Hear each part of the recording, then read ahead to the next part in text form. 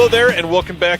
What is this place? Disconnected. Disconnected. Disconnected. Disconnected. Disconnected. Disconnected. Disconnected. Disconnected. Disconnected. Disconnected. Disconnected. Disconnected. Disconnected. Disconnected. I'm starting to feel disconnected. You have reached a number that has been disconnected.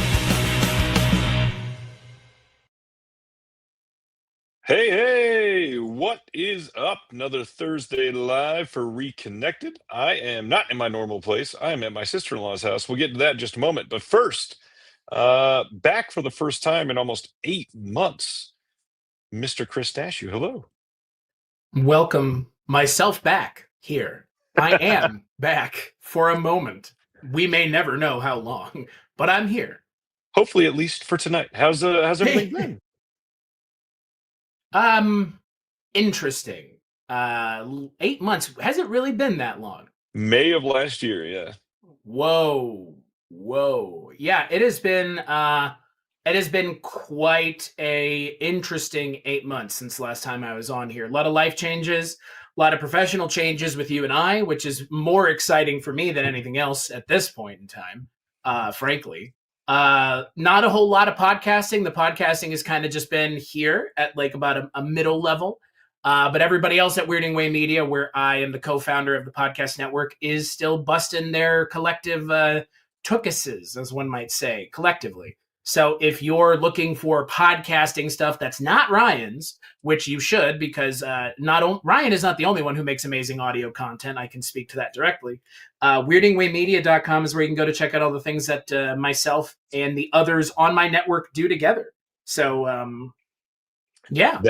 That is true. Glad you're here. Been a long time. We will talk about more and more tonight. As we go through the night, I want to share, I am here in a very different environment because I'm flying to Seattle tomorrow morning. And my home is like an hour drive to the airport. And I'd rather get some sleep after the show rather than driving at 4 o'clock in the frickin' morning to get to the airport. So I am here. And yeah, I am excited. Yeah. What have you been? I'm okay. It's been a busy week. Lots of stuff. Ryan Verrill had a busy week, and water is wet, folks. Ever so slightly busy. Yeah. You have been a part of my week with a lot of things going on. I'm curious because we've not really checked in this week about what we've been watching. What have you been checking out movie-wise? What have I been checking out movie-wise? So, funny enough, this afternoon, I actually watched something that I can guarantee most people either didn't watch. I know most people didn't even know it was happening for the most part until it was announced. And then it was like, wait, they're making a spiritual reboot sequel, reimagining meta sequel to Anaconda? Well, we were going to talk about that release tonight, so tell us all about it. What'd you feel? Why? I could not for the life of me by the end of the film ascertain as to why the film was made, because in a lot of ways it felt like a hodgepodge, poor rejigsawing of a lot of other things. It felt kind of like Jumanji. It felt kind of like Minecraft. It felt kind of like a lot of other of those meta sequel type things. And I don't know. It didn't have the charm of those other movies. And right. That, I think, for something like a Minecraft or a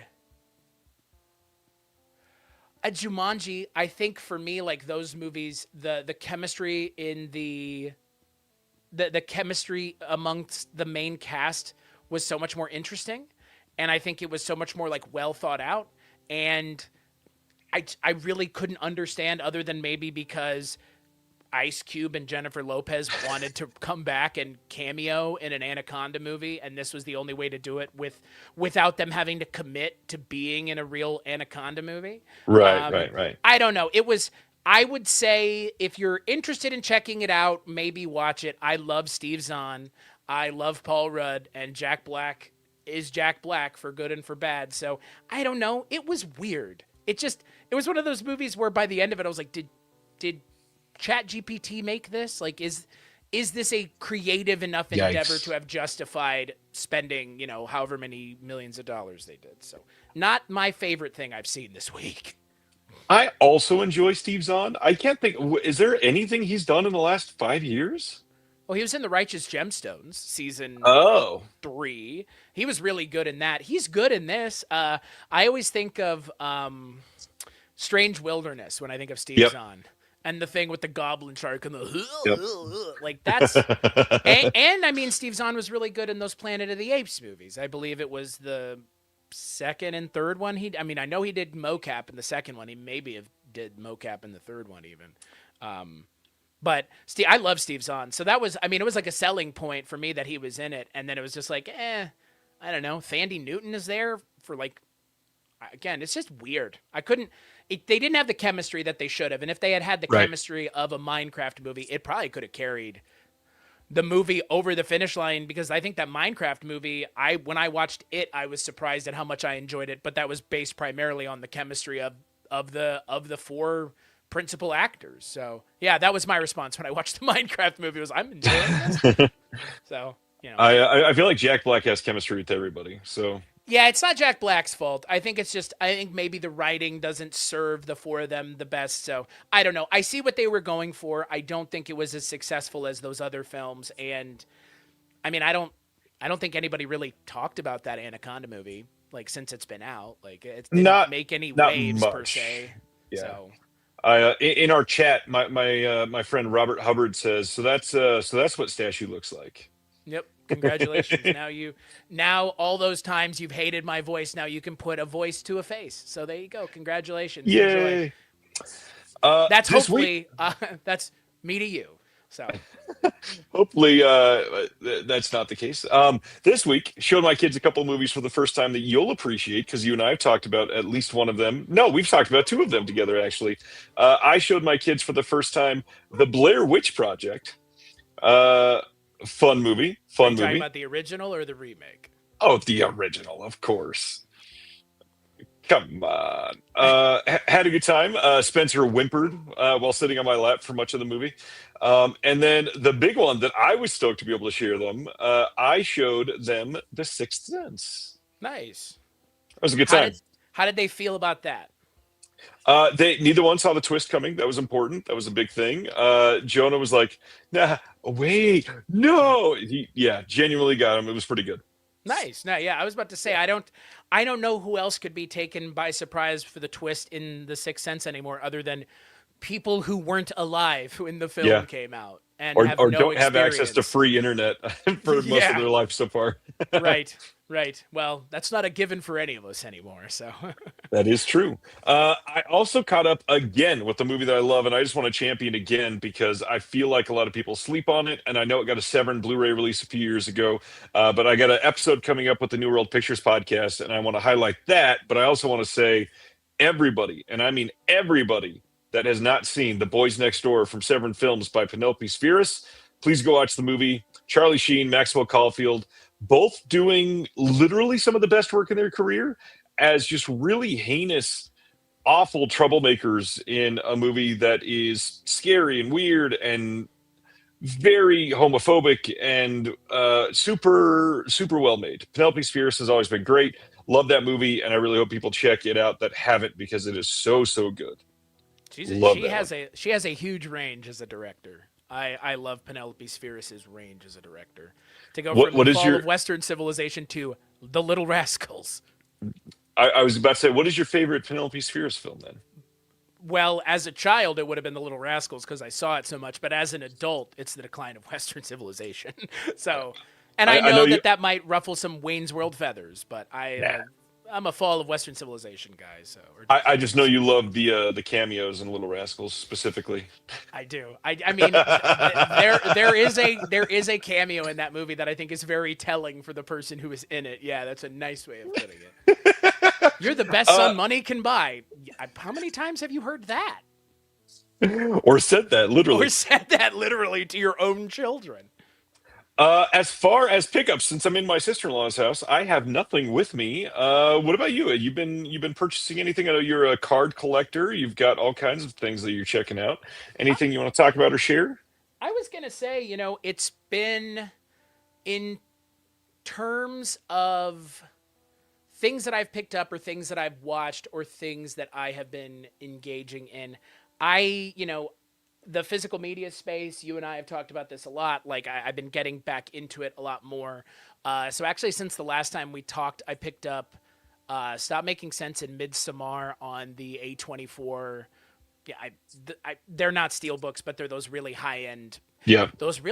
collector's editions that they were selling at Walmart, Yep. which will never, because that's where I bought them, which will never not crack me up. Like it's just walking down the aisles at Walmart and seeing that and just being like, huh, that's a spontaneous purchase I didn't expect to make today. Normally it's like a stick of gum or a Red Bull, not $120 worth of Blu-rays. So I bought those in the last 8 months. I do a lot of card collecting. I do a lot of other thing collecting, but I honestly, in the last 18 months, 2 years, I've been more just trying to downsize the stuff that I have.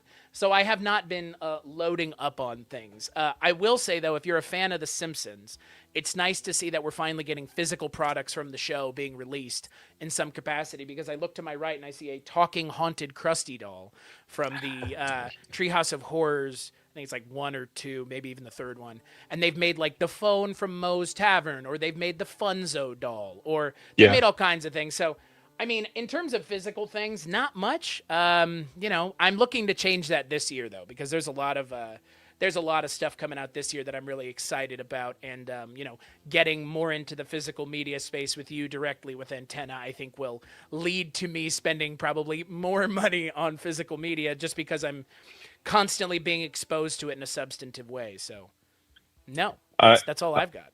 I did an interview for Antenna today, and Billy Ray and I got asked, "What is your favorite special feature that you've ever seen?" And immediately my mind was like, I don't want to list 54 of them. And it's so difficult to pick one of those things. But yes, I have an answer. hit us. Well, can I say it's a collective answer, but I think the answer is technically always the same. Every single The Sideshow Bob stepping on Rake's noise is a genuine meme noise of the highest degree. The Simpsons for me is my meme show. It's the thing that I come back to where all the memes of my life with most of my friends come from. I was gonna say, for me, the physical, all of this physical media stuff that you and I have been doing has really been pushing me to reassess whether or not I want to collect more. And I think that for me, you have always been such a positive force for me to want to collect more, because I think the physical media space is so important now because of the way the streaming kind of system is becoming more and more monopolized, and it's essentially becoming once again a vertical pipe that we're all gonna have to drink from. So I'm just glad, like I said, that I get to be exposed to more physical media stuff with you through Antenna, because otherwise I really was kind of out of the physical media game, which is crazy because, I mean, I have so many DVDs and Blu-rays in my parents' house and here in my basement.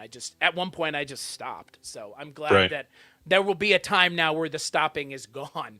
So, but, and it is hard to downsize when you want to buy other things. So, discs don't take up that much space, right, Ryan? One disc does not. Turns out 1,000 does. Yeah. Stacked on top of each other, how many does it take to reach the moon?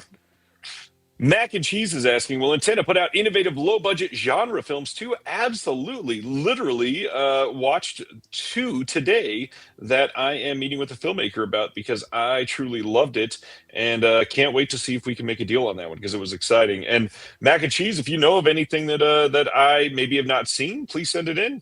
Send an email to us at info@antennareleasing.com, whether that is just a list of a suggestion or a link to a site, or a filmmaker that you're excited about, or somebody that you want us to check out. And I can guarantee you somebody on the team will watch every single one that you put forward. Literally, we have absolutely done that so far, had a discussion on every single title, and it has been very eye-opening to see what is out there and not getting distribution, because some of these are genuinely great and still not getting anything, which is weird. I would say pretty much everything we've seen so far has been pretty great. I mean, it's Yeah. and it's been at all levels of stuff. I mean, to your point, we've seen things that are theatrical, and then we've seen, I mean, some of the stuff that I brought to the table is, film festival shorts that are claymation and stop motion animation. So we're really spanning the range here, because so much great content has no physical space, and that's a shame because it should be able to be enjoyed everywhere and anywhere. So, I agree. yeah. I agree. And I've actually gotten that question a lot of what is the genre that Nintendo's going to be focusing on, and I really hate to answer that because it sounds like the idiot typical answer to say we'll literally release any genre, anything. It just has to be of quality. I wish that we could put out anything, but yeah, it's tough because obviously there has to be a commercial quality. It has to be able to sell, but we also have to love them. I mean, we're going to be Right. spending so much time with them.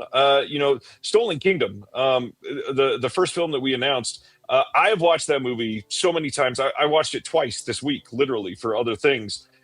It's one of those things that if we don't love it, we are truly going to despise the process as we put it together. So it's not something that is taken lightly. It's literally something that if we don't love it, why I wouldn't want to watch it 8 times, and that's the whole point of this. Yeah, we want to make sure that what we're putting out with our name behind it is representative of Antenna. And I Yeah. think that, that's, for good and for bad, we are going to stick to our guns on the things that we do and don't want. So, yeah. But I think to your point, I mean, for your audience, like, I think, yeah, please send in any of your suggestions, because literally we don't know until we start looking what the situation for so many of these things are. So, and who knows where some of these things could go. Literally, Yeah. we don't anymore. Take it from us. We can't even fathom the things that have been happening anymore. Ryan and I spend a lot of phone calls with one another going, "Can you believe this?" No, I can't either. So you never know. And for those that have not surmised from this, Chris is playing a part in Antenna. Obviously, is the word "we" is thrown around a lot. I probably should have mentioned that at the beginning, but Chris is going to be doing a lot of stuff behind the scenes with us, and our team has steadily grown the entire time. Yeah, it had. Well, and the successes, you and I talked on the phone about a month and a half ago, and I asked you, like, what are the reach goals that we have for Antenna, and all Yeah. of those reach goals have happened in the last month, which is a complete nightmare, Yeah. in the best and worst way. Yeah, it's been a wild ride for the last month, and like Stan mentioned just now in the comments, we are screening Stolen Kingdom At in Brain Dead in February. February. So if you want to interact with Antenna in a physical form and you're in the Los Angeles area, you know where to go. We've been sharing Josh it Bailey, like crazy. the director, will be there live answering questions, doing a Q&A. They're showing a couple bonus things that night. Go check it out. Brain Dead doing some great stuff lately, and it's a nice big venue. Fits like 450 people, I think, something like that. So please go check it out. We'd love to have you. Recent watches, anything else that you want to throw out there other than the one film? I was going to say, some of the stuff I think we're going to talk about at the end when we talk about video game stuff, if that maybe gives a little bit of it away in terms of the most recent thing I saw in theaters. I, like many people, finished Stranger Things. Maybe not everybody in your chat did, but I was part of the group of people that had been watching it since it came out. So, and I enjoyed it for the most part Yeah. the entire time. So, finished the show. I'm not going to go into my complaints or issues with it, but it was fine. It was not nearly as bad as Game of Thrones or the other comparatives it's been getting. Went and rewatched All the Righteous Gemstones, which if you've never seen that, check it out. It is now over as of last year, and it's a great show. It's on HBO Max, and I'm sure you can find it other places. Also started watching Fallout. If you can't tell, there's a little bit of a Walton Goggins theme here.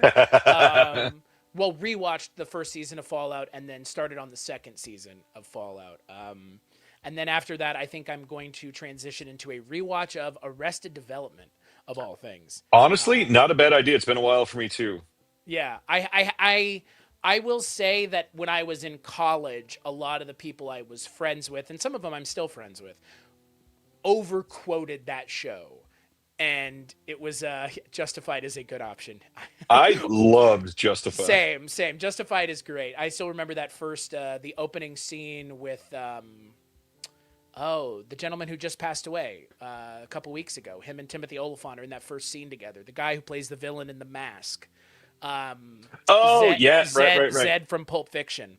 I Yep. remember that opening scene of the show is just so well done and so well shot. Yeah, a lot of Walton Goggins going around. Yeah, I've been watching more TV than movies. Watched all the Scream movies again. Watched them with a friend of mine who had never seen them because her and I are going to go see Scream 7 next month, which you and I are going to talk about. Yep.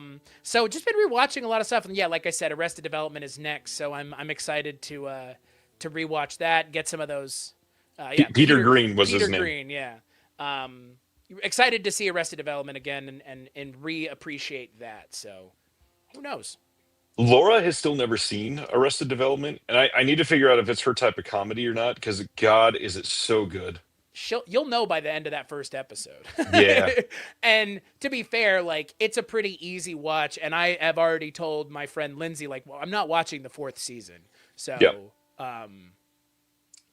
Well, Happy birthday, Brendan. Enjoy Yeah. your night. Enjoy it. This world's not that whack. Come on. Well, it's pretty whack. It's pretty whack. It's real whack. Why is Ryan at a seafood restaurant? It does. The wood paneling. You look like you're in a Long John Silver's. It's a seafood restaurant and Satanism. Wow. Satanism and seafood brought us to this. That is amazing. I am at my sister-in-law's house because I'm flying on an airplane early tomorrow morning, so I needed to get close to the airport. I think now for your sister's either birthday or for Christmas, you should buy her a captain's wheel for her wall to replace the picture behind you. Does she already have one? Maybe. I'm trying because it's kind of the perfect room for that, honestly. It is the wall color and everything. Yeah, the waist high wood paneling. My God. Satan seafood. Oh, that's pretty Shellfish with Satan, everybody. What about you? What have you been watching? I know you haven't had a lot of time. Well, this last week was just those three that I mentioned: Blair Witch and The Boys Next Door. Those are the big ones for me. And then, of course, we showed the kids Sixth Sense, and then a whole bunch of stuff for Antenna. The big thing is so much for Antenna. I'm watching countless movies. This last week, there was one that I don't know.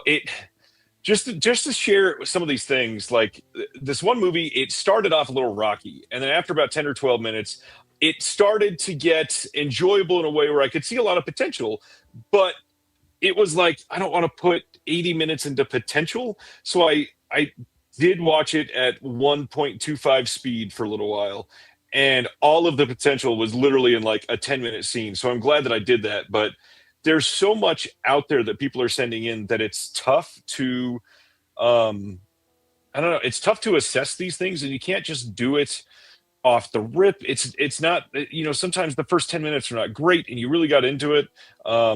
Yeah. Well, and I think it's important that we're giving these movies a fair shake, because some people only, I've heard about people not even watching the movies and making decisions on them. Yeah, that certainly has happened in life. Yeah, I've heard of these things being a thing. Yeah. No, I was going to say, like, outside of the Antenna releasing stuff that I've been watching, which, like you said, has absorbed most of my time, because I've been spending a lot of time trying to figure out where Buzzy is, frankly. Where is Buzzy? Hashtag, where is Buzzy? It's a great question, and hopefully we find out at some point. Silent Man will watch Hard Boiled in the theater, and good gosh, I wish I could see Hard Boiled in the theater right now. I wanted to get out this last weekend. Honestly, I'm still crushed I haven't been able to see the new 28 Years Later yet. I'm really hoping to be able to go that, and then our boy, you and I both really enjoy Sam Raimi. He's got a new one out this weekend. Yeah, the one Send Help. The one with Dylan O'Brien. Dylan O'Brien, somebody I love. Dylan Yeah. Baker. Not well. I wish more people had watched that, because that episode is hilarious. But to be fair, the three people that needed to have been there were there. You, me, and Billy. It's Ray, true. So, It's true. Dylan O'Brien and Dylan Baker, everybody. No way those two should have ever been confused for one another, but here I am, doing the Lord's work. All right. Anything else? Anything else for your podcast you want to hype up coming out or recently out? Finished Chasing Chevy Chase. That's right. Yeah, the Chasing Chevy Chase podcast, or the Chasing Chevy cast, as we like to call it. We actually recorded our final episode last night because,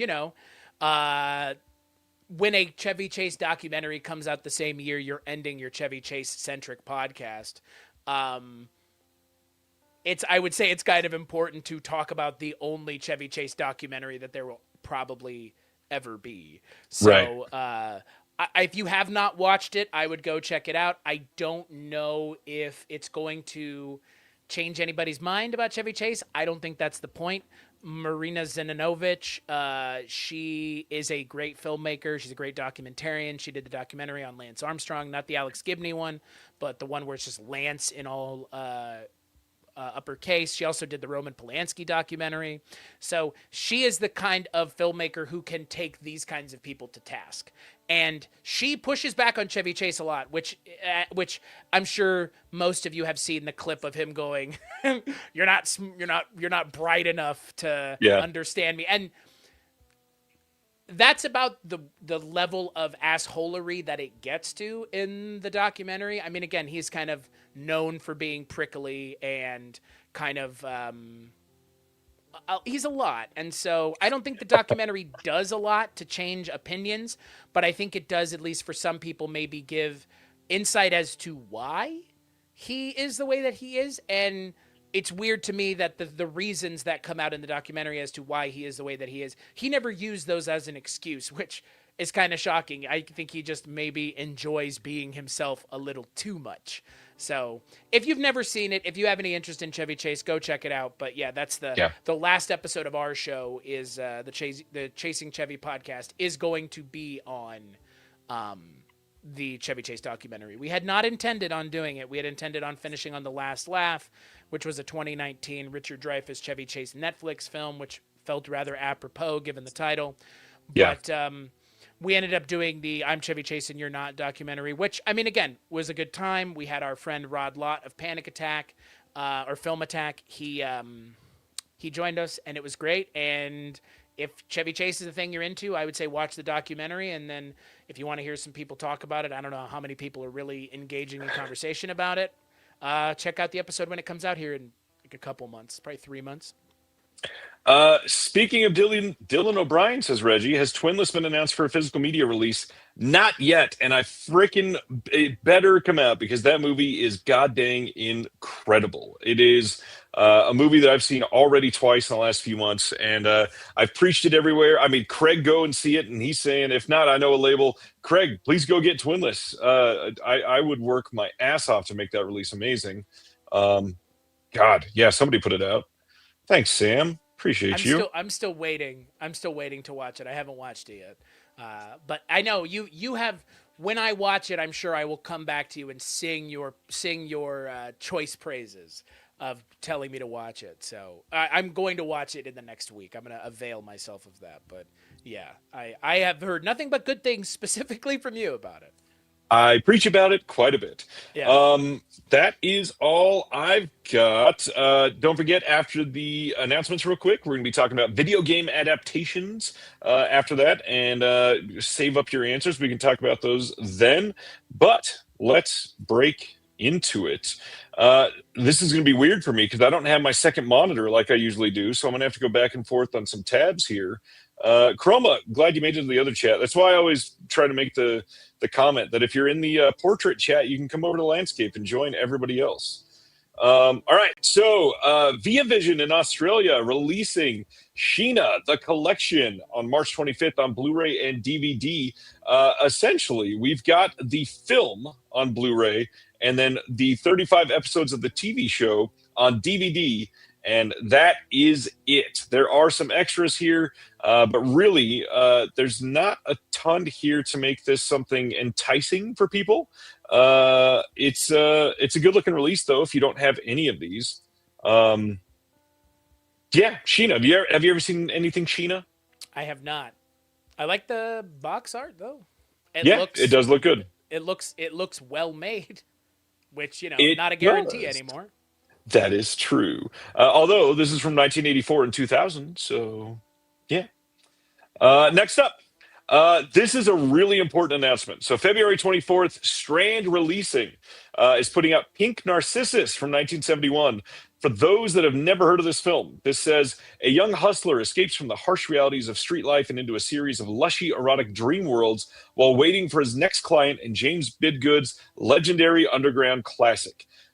This is a big, big title, and kind of wild that it's just now getting its first HD release. But I really hope people check this out. I do wish it was somebody that was not Strand Releasing, if I could be a little selfish and honest, because Strand, while they do okay work, I feel like another label could have done much better, including Craig, who's saying we were looking into this and we were too late. Yeah, this would have been a great title for Deaf Crocodile for sure. I've heard you sing the praises of this privately, and I am excited to watch it. I'll tell you that much. So, Yeah, we got a couple things here too. By the way, there's an interview with James Bidgood that's from the BFI, and then it's a 4K, or sorry, there is a 4K restoration post-screening Q&A with John Waters and Kelly McKeag. But there's really not a lot on this film for the foundation of what it is. I feel like we really could have had a lot more context on this disc, and that's why, like at this point, I would love to see maybe like Radiance pick this up in the UK, or I don't know. There's some other labels that could do well with it, but I feel like Radiance would absolutely crush it. Good movie though. Check it out. Next up, Kino in the US is putting out Jory from 1973 with a new 4K restoration. We don't have a release date on it yet, but this is the Robbie Benson starring film. And it says Jory is a 15-year-old boy who joins a horse drive after his father is killed by a drunkard. The drive's leader and a likable cowhand takes the boy under their wing and find that tragedy has taught him how to take care of himself better than anyone could expect. I had never even heard of this film. Have you heard of this? nope. What a name, though. B.J. Thomas, though, like raindrops are falling on my head, B.J. Thomas? I believe so. Wow. Okay. I mean, it is from 1973. Yeah, I was going to say, like, I only know one B.J. Thomas, and it's that one, so I'm going to make that. All right. Next up, we've got from Warner Archive a 4-film collection of Tennessee Williams films coming on March 17th, all on Blu-ray. Now, again, these had all been previously released. They sold well enough, and now they've come together and put this release together to essentially just be cheaper for everybody. This is an interesting release. Glad that it's coming out there. That being said, the films here, we got Cat on a Hot Tin Roof, Sweet Bird of Youth, Baby Doll, and A Streetcar Named Desire. What hurts here is this pretty much confirms that A Streetcar Named Desire will not be on 4K anytime soon, and that feels like that should not be the case. It is such a quintessentially huge film. I feel like somebody could be doing great with that right now. Yeah, I mean, I wouldn't say one of these things is not like the other, but one of these things' significance is a little bit more apparent than the other three. Yeah. I will say, though, it's special features is The Room on here. I have heard that film has the passion of Tennessee Williams, according to the director of the film, anyways. According to one person, yes. Him, yeah. That's interesting. This is shocking to see Streetcar Named Desire in there with the other three. Yeah. Yeah. Huh. Okay. Yeah, that's a good call, Colton. Cat on a Hot Tin Roof is on Criterion. Surprised they aren't gunning for those others. It's a good call. One thing I will point out, because I did make a note of this, their artwork, when they put this out, you'll notice Williams spelled wrong. Okay, I was about to say, artwork. Please tell me that Williams is spelled with 2 L's, or that I just didn't realize it was 1 L up until this point. Because if Who's it's Tennessee Williams? with the passion of Tennessee Williams, that's Yeah. what I would have expected from Tommy Wiseau, frankly, not from Warner Archive.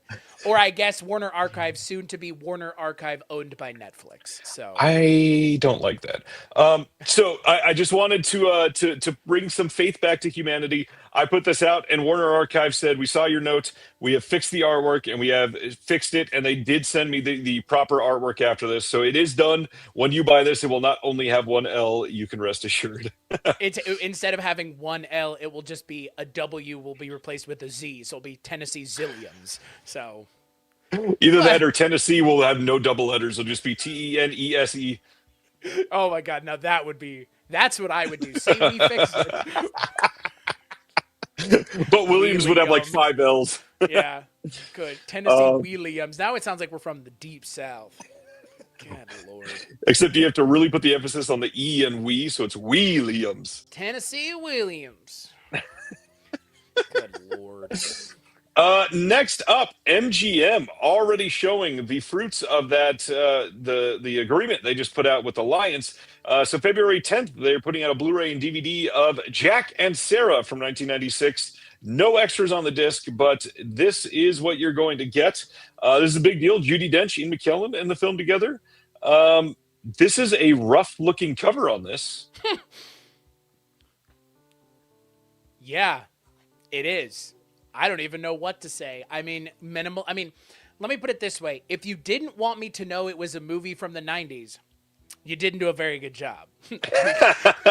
Because this looks like this looks like it could have been coming out the same time as Janine Garofalo, Uma Thurman rom-coms. Because it, Yep. And yeah, Richard. What's weird is from that angle, young Richard Grant looks like Gary Oldman.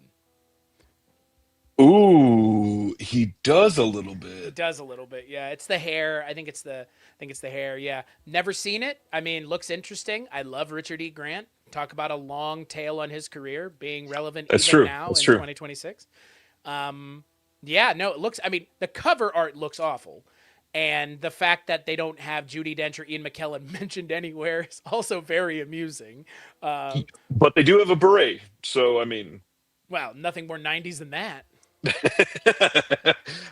Next up, from Bizarre Theater Releasing on February 12th, you can pick up a double feature of Firework and Do Not Disturb from 2017 and 2018.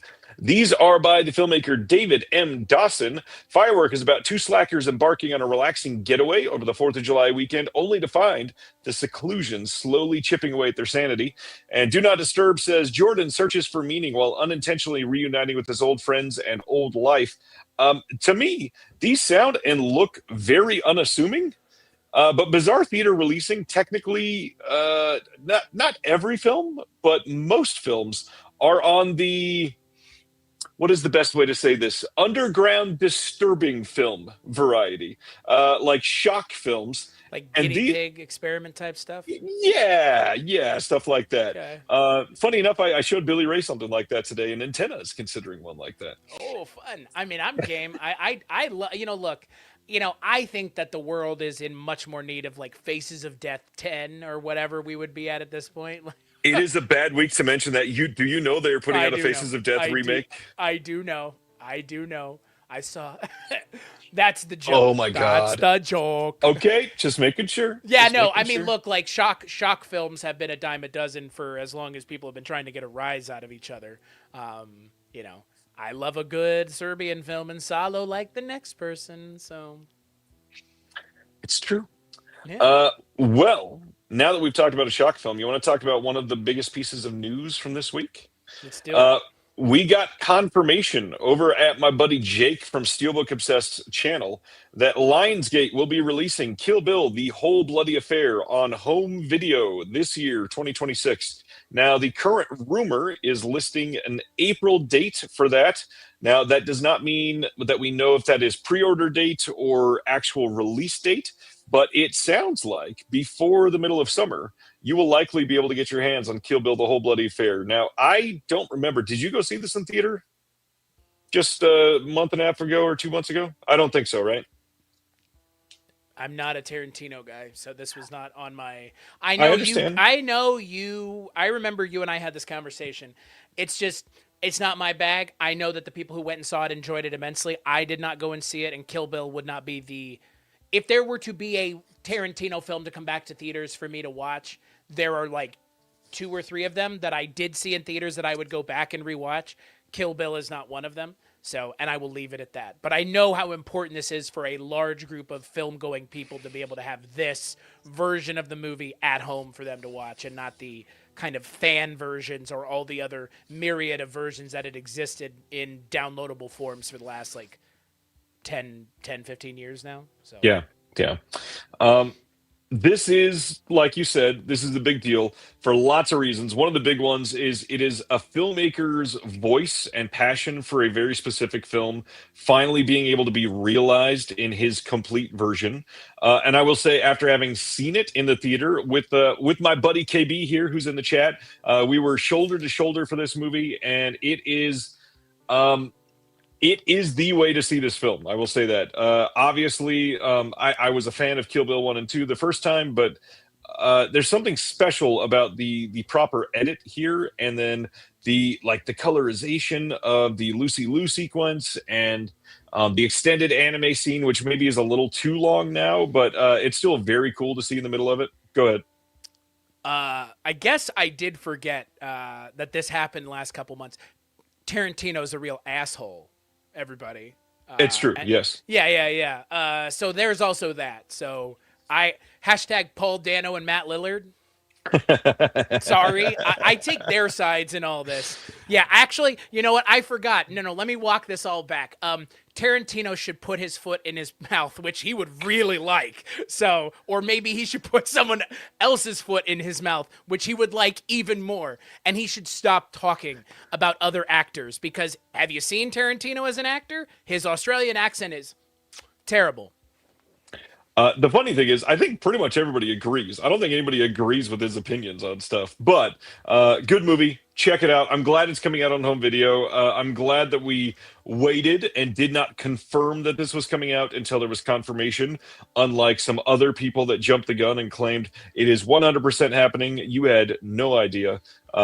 This is good. This is good. Yeah, I think this is good for the industry. And I will say that it's good for the industry in a way that the Snyder Cut is good for the industry.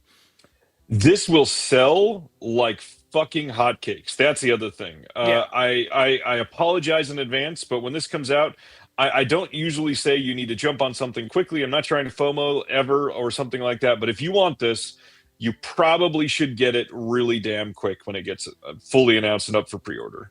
I may buy it just so I can have it to sell it to somebody else. Like, no, seriously, like not at like an exorbitant markup, but like if this is a thing like that, if someone in the future wouldn't have it, I'd be like, well, I have a copy of this. Would you like to buy it from me? Like, because Right. that's a thing, right? Like, probably will be plenty of these to go around, though. And not going to just make 5 of them, you know, so. Well, that being said, the Lionsgate, well, it'll be a wide release too. I'm mostly talking about if you want the special one that'll come out through Right, Lionsgate yeah, Limited. yeah. The highest print run they've had on that site so far, I believe, is 10,000, which that's a big number, but not a crazy number. Like Vinegar Syndrome sold 12,000 plus copies of The Keep in 30 hours.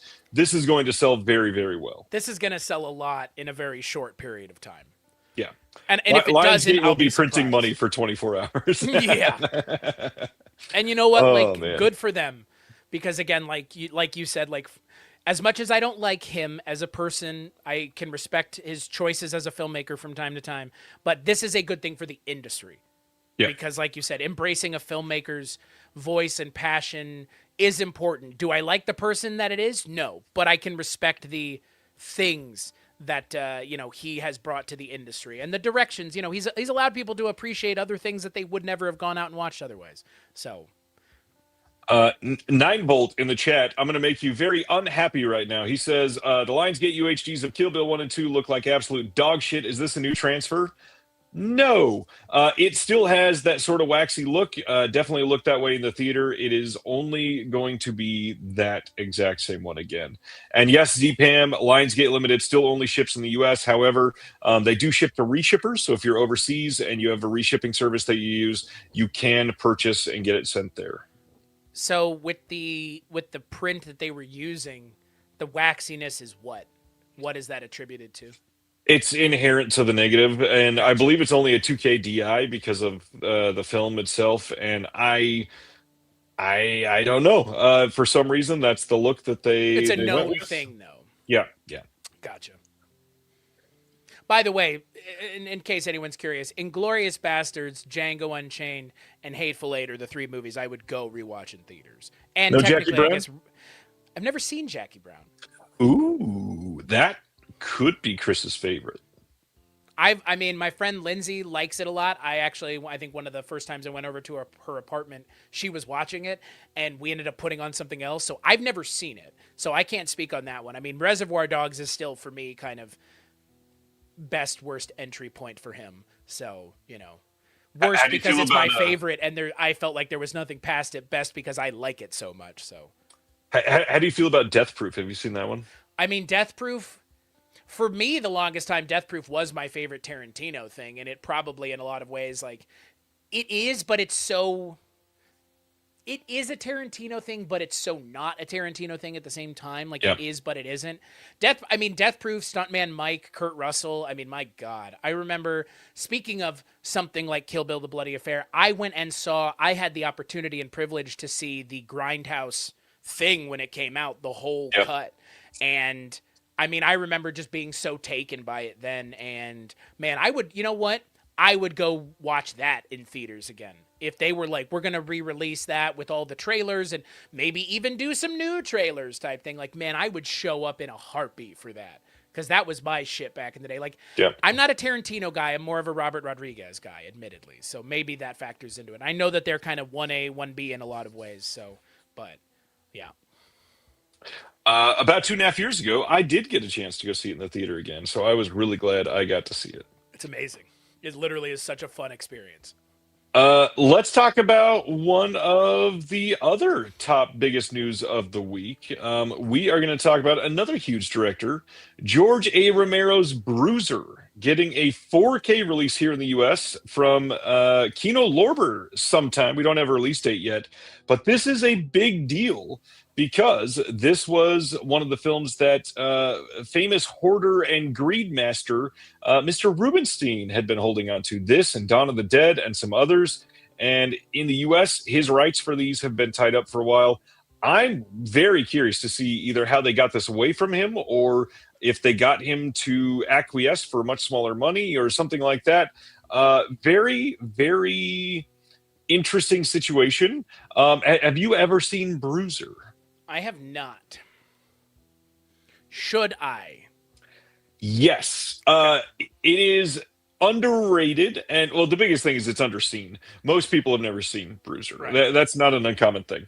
It's George A. Romero, so it's something that people are going to see the big titles, overlook this one, and call it a day, basically. Which is not great, by the way. I don't like that thinking. Like a lot of directors' best movies are not the thing they're most known for. So Yeah. It's a good movie though. It is underrepresented. It is pretty creepy. For a lot of other directors, it is going to be something that other people would wish that they could make a movie like Bruiser. And it's because it's George A. Romero. It's always going to be held up to, well, it's not Day of the Dead. It's not Night of the Living Dead. So I know some people that say it's not Creep Show. That's their favorite Romero movie. Looking at you, Yeah. Father Malone. Well, I guess Father Malone's favorite. His is Dawn of the Dead, probably by leaps and margins. But Creep Show, I know for a lot of people, is also up there. I mean, fuck, Martin is up there for some people as well. Martin is great. Good Martin Lord. is great. That's the thing. When people talk about Romero, I only know that. Like, man, there are so many good Romero movies out there. I mean, I'm even a fan of Night Riders, which I don't know. Like, talk about an underseen movie. Talk about a weird concept. Ed Yep. Harris as a motorcycle jousting troupe. Like, what a Yep. strange concept. It works though. So this film, for those that have never seen it, the synopsis here is: after years of being browbeaten and walked on, a man wakes one day wearing an expressionless mask fitted with the personality that enables him to take revenge. And yes, Robert is correct. It is definitely more of a social satire than a horror. Don't expect, like other George A. Romero films, for this to be something that is explicitly horror, because it is not. Most of his things are not. I was going to say, like, Romero's stuff is, I mean, to his point, like, if you were to talk about Dawn of the Dead, like, Dawn of the Dead is social satire on top Yeah. of being horror. So, Did you see this? Your mom is watching live. Great. And my mom was watching live earlier. I know. They're all watching. They're always watching. It is not about a dog, Mike, I promise. Let's... Or a wrestler, if you're into Bruiser Brody, directed by George A. Romero. I'd watch it. I would, yeah. Hell, I watch it in a heartbeat.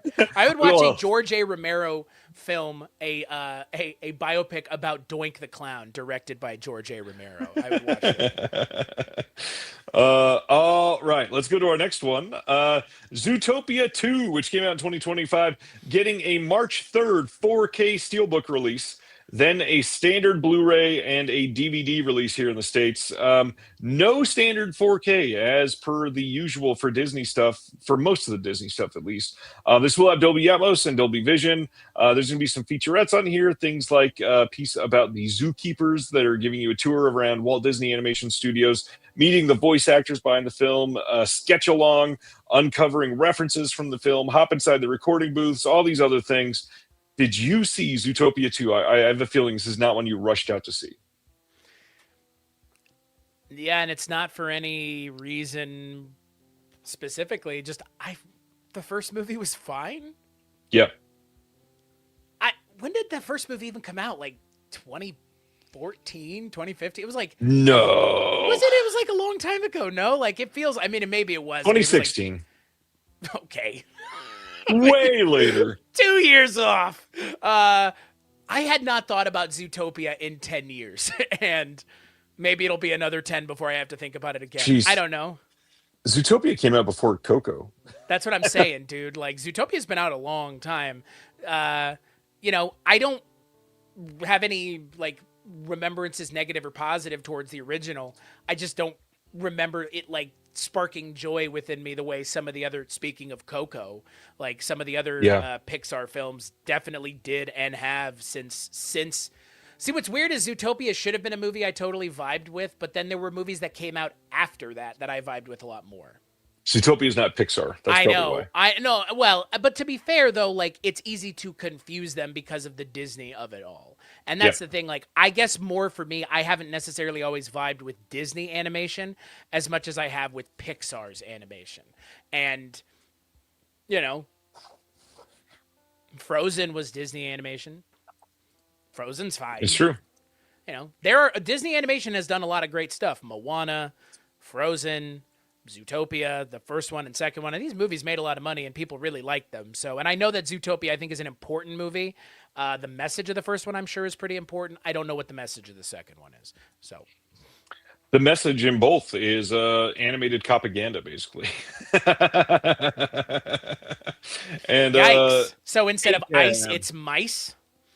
Ice actually plays a big part in the sequel. I will say that. I swear to God. There's a frozen town. Never mind.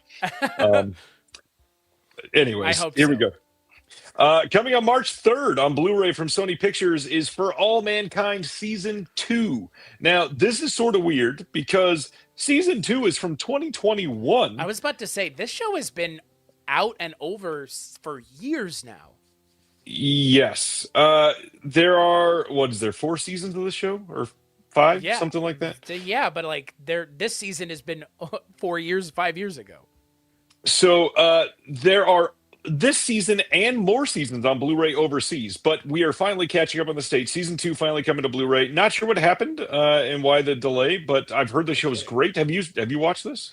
I haven't. It's on my list of things to watch. It's alternate history show of something like that. Yeah, the space race. Yeah. I think it is. Is it Joel Kinnaman? I think is in it. That's the one. Yeah, yep. I like Joel Kinnaman actually. He's kind of broken away from the Sam Worthington, Jai Courtney, Charlie Hunnam, all those dudes who look the same and do the same things conversation. Yeah. He's broken away from that pack. I think Suicide Squad was that moment for me. And Kinnaman also has a lot of really great films in his native language, which I think he's Norwegian, Finnish, or Swedish. So, yeah, I want to watch it. It's on my list. It's, that list of ever-growing things that you and I will never tackle. Yeah, completely understand. Apple Plus physical ghetto, which is hilarious because Sony owns the rights to the home video, so it doesn't make any sense that they would wait so long. Anyways, but Ted Lasso came out on physical media, and that all of the stuff that has come out from Apple is all because the production company has released it, except for a couple. Ted Lasso came out, and now there's a 4th season, so that complete edition thing that they released doesn't even hold water anymore. Not only that, they released it on Blu-ray, and then 6 months later released it on 4K, and then 6 months after that announced a fourth season. How shitty is that? It's shocking to me. Like, you knew this whole time and you did it anyways. Yep. We're not even going to leave room in that box for it. Like, okay. Slave to Cinemas, tonight's show in the vertical format, or is my phone just going wacko? There are 2 streams. You can go back to YouTube and choose the landscape. If you look in the title, one has landscape, one has portrait. Go choose the landscape one, and you can join everybody else in the chat, because most people are not in the vertical stream, and we'd love to have you. Next up is Ella McKay from this last year, coming out on Blu-ray from Fox on March 3rd. There will also be a DVD as well. As far as featurettes, there is a behind the scenes as the film star-studded cast and crew share their joy of working with James L. Brooks. There is a cast sit-down with James L. Brooks as he talks about his cast and the actors, some deleted scenes, and all that stuff. I am very curious. I don't think you saw this one, right? I didn't, but I like that there is a special feature about how much the cast loves working with the director. I mean, it's a big deal. For James L. Brooks to still be directing is huge. Oh, I know. Like, I am well aware, and I acknowledge that completely. It's just very funny that's like, and we love working with James L. Brooks. It's true. True. I mean, who doesn't? Albert and Joe. Or James. Yeah. You know, Albert Brooks and James L. Brooks. Good for them. Yeah. Like, I haven't seen it, but just looking at the cast on the DVD or the Blu-ray box are like, my lord. So this movie is interesting. I won't say it's a great movie. I won't say it's a bad movie. It is okay. I feel like the characters in this movie all could have been in their own movie, and it could have been more interesting than this movie. Oh, wow. This is just very bland through and through. For example, and I know you haven't seen this, but Ella McKay plays somebody that becomes governor of a state. They go the entire movie without naming a state. They're in the governor's office. He worked on The Simpsons, man. They never said where Springfield was. While true, I like it. None of it makes it. There's no flag in the governor's office. None of it is. It's such a weird situation. Strange. Is it like heightened realism? Is it like fantastical realism in some respect? Because like, is it? Because if you're doing that, I can see it being excusable. Maybe is the word I would use. Maybe in a way. I mean, a couple of the things you could say are heightened realism. So maybe that's what they wanted to come across. I don't know. It doesn't look like the kind of thing I'm rushing out to see, but the James L. Brooks of it all is intriguing. That's why I forced myself to see it in the theater. Because, I mean, first of all, this cast is great. Some great names here. And James L. Brooks. And then it just did not work fully. Let's see. Going to the next one. VHS Halloween. We've spent some good time talking about VHS films. April 7th, Blu-ray DVD coming from Shudder. Did you see the newest one? I have not seen this yet. I have not seen this one yet. I actually was trying to watch all of them. I actually have them all in my possession, as it were, and I've been waiting to watch them. I love the first one. I love that the first one has had like 3 full-ass movies come out of that movie. It was either the first or the second VHS. I think it's had like full-ass movie adaptations of those short films in there. I really, really, really like the VHS movies and the VHS format. I've heard this one's good. Like, actually very good. How do you feel about the rest of them? I mean, I know you like them. Is there like a certain ranking? Is there one that you think is the best by far? I think the first one is still the best one for me. I think the first one has I think for me, the most, I like the framing device in the first one. I think is probably also the wraparound that they use. I think after that first one, I'm not sure I'm such a big fan of the wraparounds, which I think the first one kind of checks all the boxes for me. What about you? I think the first has the best segment, but I actually really like the reboot that they've done with like these last few years after the first 3. I feel like the newest ones on Shudder have been very good, surprisingly. Okay. Yeah. Those I have not seen as many times. I think also, obviously, like I've seen the first one a lot, so that maybe contributes to it as well. So, check it out. I need to see this one for sure. March 23rd, Vertigo over in the UK is putting out Saipan from 2025. This is Yana Hardwick and Steve Coogan. Look at how much Steve Coogan is channeling his inner like Glenn Close here. What is this? This looks not A soccer good. movie? Yeah, I think so. It says the thrilling story of the infamous confrontation between iconic Republic of the Ireland football captain Roy Keane and his national team manager Mick McCarthy during the Irish team's preparations for the 2002 FIFA World Cup.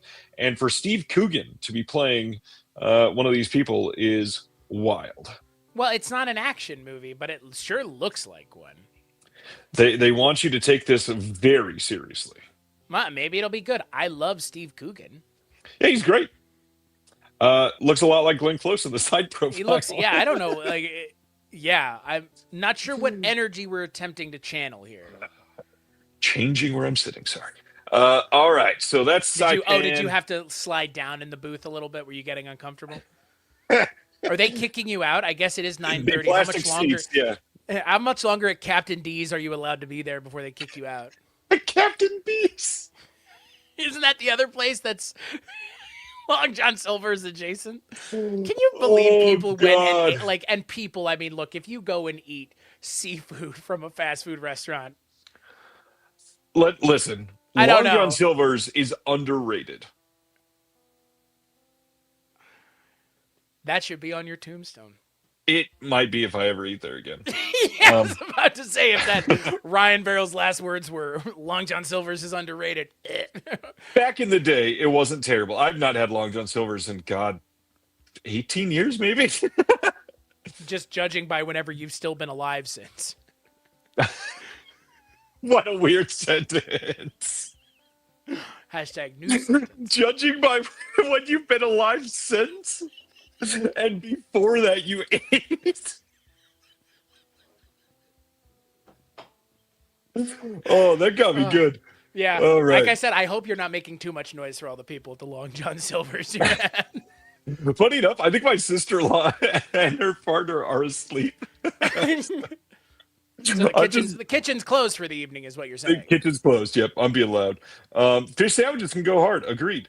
They can. Just not from Long Johns. That silent mandible says, "Are you guys high?" Chris probably is. I am not.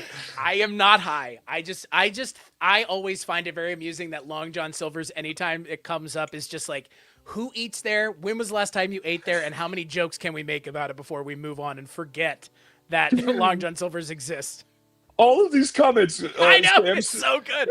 People have been waiting. Unknowingly, it's the most engagement of the night. I know. Unknowingly, people have been waiting all evening to have their opinions about fast food seafood been made apparent. You're welcome. Oh God! Oh, this is great. Tip of my pirates or my captain's cap to you, as they say. Stefano, Long John Silver's is still in business, supposedly. Similarly to Mattress Warehouse, it is still in business. It may be a money laundering front, though. Who knows? Either way, there's always money in the hush puppies. There's always money in the fried haddock. Good Lord. All right, next up. The film Death Ship from 1980 is getting a 4K and standalone Blu-ray release from Kino Lorber. Now, this George Kennedy film, you've maybe seen this before, but if you haven't, brand new HDR Dolby Vision Master coming on this of the theatrical cut. New commentary for the theatrical cut by Paul Krupp and Jason Pachonsky.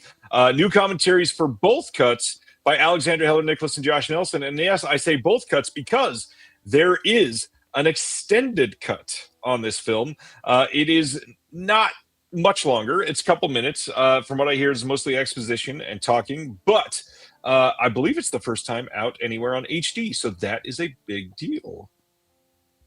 I love me some George Kennedy. Yeah, he's always great. Yeah. And this poster is iconic.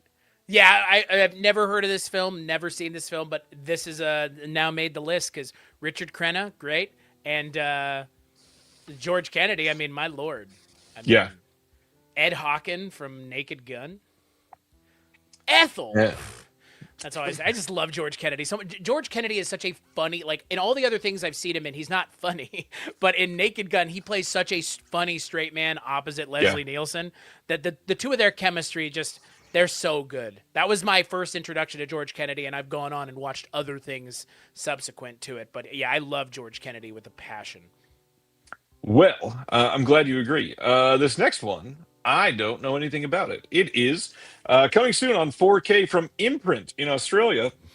The Monster from 1975, also known as I Don't Want to Be Born.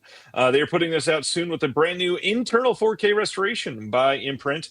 And this one says a woman gives birth to a baby, but this is no ordinary one. The child is seemingly possessed by the devil. A tale as old as time. I was about to say, how many of you in the chat can raise your hands? Good Lord. Any Sounds thoughts interesting. on this one? Have you heard about it? Sounds interesting. I Well, hope to God, was that a real thing that someone just mentioned? What? George The Kennedy? Yes, Chattanooga Choo Choo. that is a real thing. That is amazing. Whatever that is, I'm going to have to hunt that down. And Jim says he saw Death Ship at the drive-in when it first came out. Jim, that's amazing. That's fantastic. Robert Hubbard is asking if this is with Joan Collins, and yes, it is. Actually, pretty decent cast on this. Joan Collins, Carolyn Monroe, Donald Pleasance, Eileen Wow. Atkins. I've not seen this, but supposedly Donald Pleasance does like hardly anything in this movie. Which Josh, is you've seen it. surprising. How do you feel about Pleasance? I love Donald Pleasance. I was going to say, like, Donald Pleasance in terms of Australian films. Yeah. You know, man, yeah, it's too bad he doesn't do much in this, so. Now that right there is the comment of the night. You don't even have to leave. You don't have to put anything else on the screen. That is quite possibly the greatest comment I've ever been a part of. That's amazing. The Chattanooga Choo Choo is what you do after you eat Long John Silver's. Might need to be the next T-shirt for Disconnected. It just says Chattanooga Choo Choo in Long John Silver's font. That's it. We wouldn't get in trouble. Their font's probably not trademarked by anybody. With like a visage of George Kennedy below it. Doing this. In like a train conductor's hat, like one of those little like vertical striped hats. Of course. Yeah, of course. I would like to see this movie. I actually really like Aussie cinema. So yeah, Mike White at the projection booth and I did an entire month of Ozploitation films a couple years ago. I really enjoyed them. So this is again also on the list. I say that a lot when I come here. I think this is British, not Aussie, but I'm not sure. But it's being put out by an Aussie company, right? Correct. Okay. You did not just pull that out of thin air. Well, another movie from where? April 13th, we're getting a 4K over in the UK from Studio Canal of The Devil's Backbone from 2001. This is by a little scrappy up-and-coming filmmaker named Guillermo del Toro. I couldn't say that without laughing. Brand new 4K restoration of the film. We got a new artwork by Krishna Balashanoy, 64-page book with new essays, 2 posters of new artwork by the same artist. We got a new intro by the director here, and then everything else is archival extras. Have you seen The Devil's Backbone? I was I was gonna say, whatever happened to that little upstart guy? Guillermo del Toro. Yeah, this movie's fantastic. I mean, his early stuff, Devil's Backbone and Kronos are the reason he is where he is now. Yeah. And that style with substance that he has been a purveyor of his entire career, this is where it starts. And I mean, Devil's Backbone is amazing. Kronos is amazing. I want to say I covered Devil's Backbone on the Kulturecast some years ago, and yeah, it's amazing. Like, genuinely, if you've never seen it, watch it and Kronos before you watch something like Frankenstein or Shape of Water or frankly anything else. Like, these are Del Toro's best films, Kronos and Devil's Backbone. I still think Pan's Labyrinth is my number one, but those are... It probably goes Pan's and then Devil's Backbone and then... maybe Mimic? I love Mimic. Wow, I do like Mimic. Mimic's good. Not a lot of people remember it's a Del Toro movie, that first one anyways. Honestly, Del Toro's one of those filmmakers that it makes the best sense to watch his film in chronological order, I think. Yeah, I agree. I was going to say, Del Toro has directed one of my favorite comic book movies, that first Hellboy is Mm, just, oh my God. Like, yeah. I saw an interview with Ron Perlman recently. He's like, we owe the fans a third movie. I mean, I agree. I left the theater of that second one going, I can't wait for the third one. 36 years old now. I'm still waiting. So It is a bold choice. I'm sorry, Josh, but Mimic got me early. I think it might. I think it was the first one I saw from Del Toro. yeah, Yeah, Crimson that's Peak, touche. That's a great movie too. I get it. I actually think with Del Toro, you could go out and say any of his movies are your favorite of his. Really, like I don't think he's really had a not great movie. I mean, even to Stefano's point, like Nightmare Alley is actually pretty good, and I was surprised. Like very much not what I was expecting from Del Toro, but I actually enjoyed it. I still haven't seen Nightmare Alley ever, and I have yet to watch Frankenstein either. I really need to watch it. Frankenstein's good. Frankenstein is good, but for me, when I watched Frankenstein, I was like, Frankenstein's good, not surprising. Like Yeah. like at this point, I'm like, Del Toro knows his shit. Like he is for me one of the most competent filmmakers working right now, and like his love of film has always come through. I remember those Bravo top 50 like scariest movie moments, and Oh, Del I Toro love was those. Del Toro was like one of the only people who could speak like speak about his experiences with the film, but also what the film meant to the broader like film Yeah. landscape. And most other people were just yucking it up, like Rob Riggle and friends, like like that was weird because like Del Toro is Like such it was a VH1. I love the '80s. yeah, like Del Toro is such a student of the game that's why I've always loved him. Yeah, I'm not a Pacific Rim guy. That might actually be the only thing of his I'm not a fan of. Shockingly. Really? Yeah, Are you I into just like the tokusatsu stuff outside of that? yeah Pacific Or Rim. I not just can't, tokusatsu? Sorry, kaiju stuff. yeah, I just can't get down with Pacific Rim for whatever. Like, and I will say I like the kaiju stuff outside of it, but not a lot of the American Godzilla stuff. Like, I'm not a huge fan of those monster verse things either. Right. You really want to get me dragged up a flagpole and back down. 1999 Godzilla, not that bad. Gotta go, folks. I didn't hate it, but I certainly don't love it. It's got its charm. It's not a Godzilla movie, but it has its charm. When are you going to see Matthew Broderick and Hank Azaria together on screen and Harry Shearer? Yeah, I certainly love people that have ran people down in other countries. Yikes. Shit got Chris real dark. Pratt was one of the comedians that was featured in the VH1 Scariest Movies TV show. Ooh boy. Was he? That must have been a later one. Chris, come on. Josh, we're allowed to have opinions here. Last time I checked. No, not a free country. All right, let's Not go a to the next one. Very, very quickly, we will be finding out that Godzilla 1999 not allowed to like it.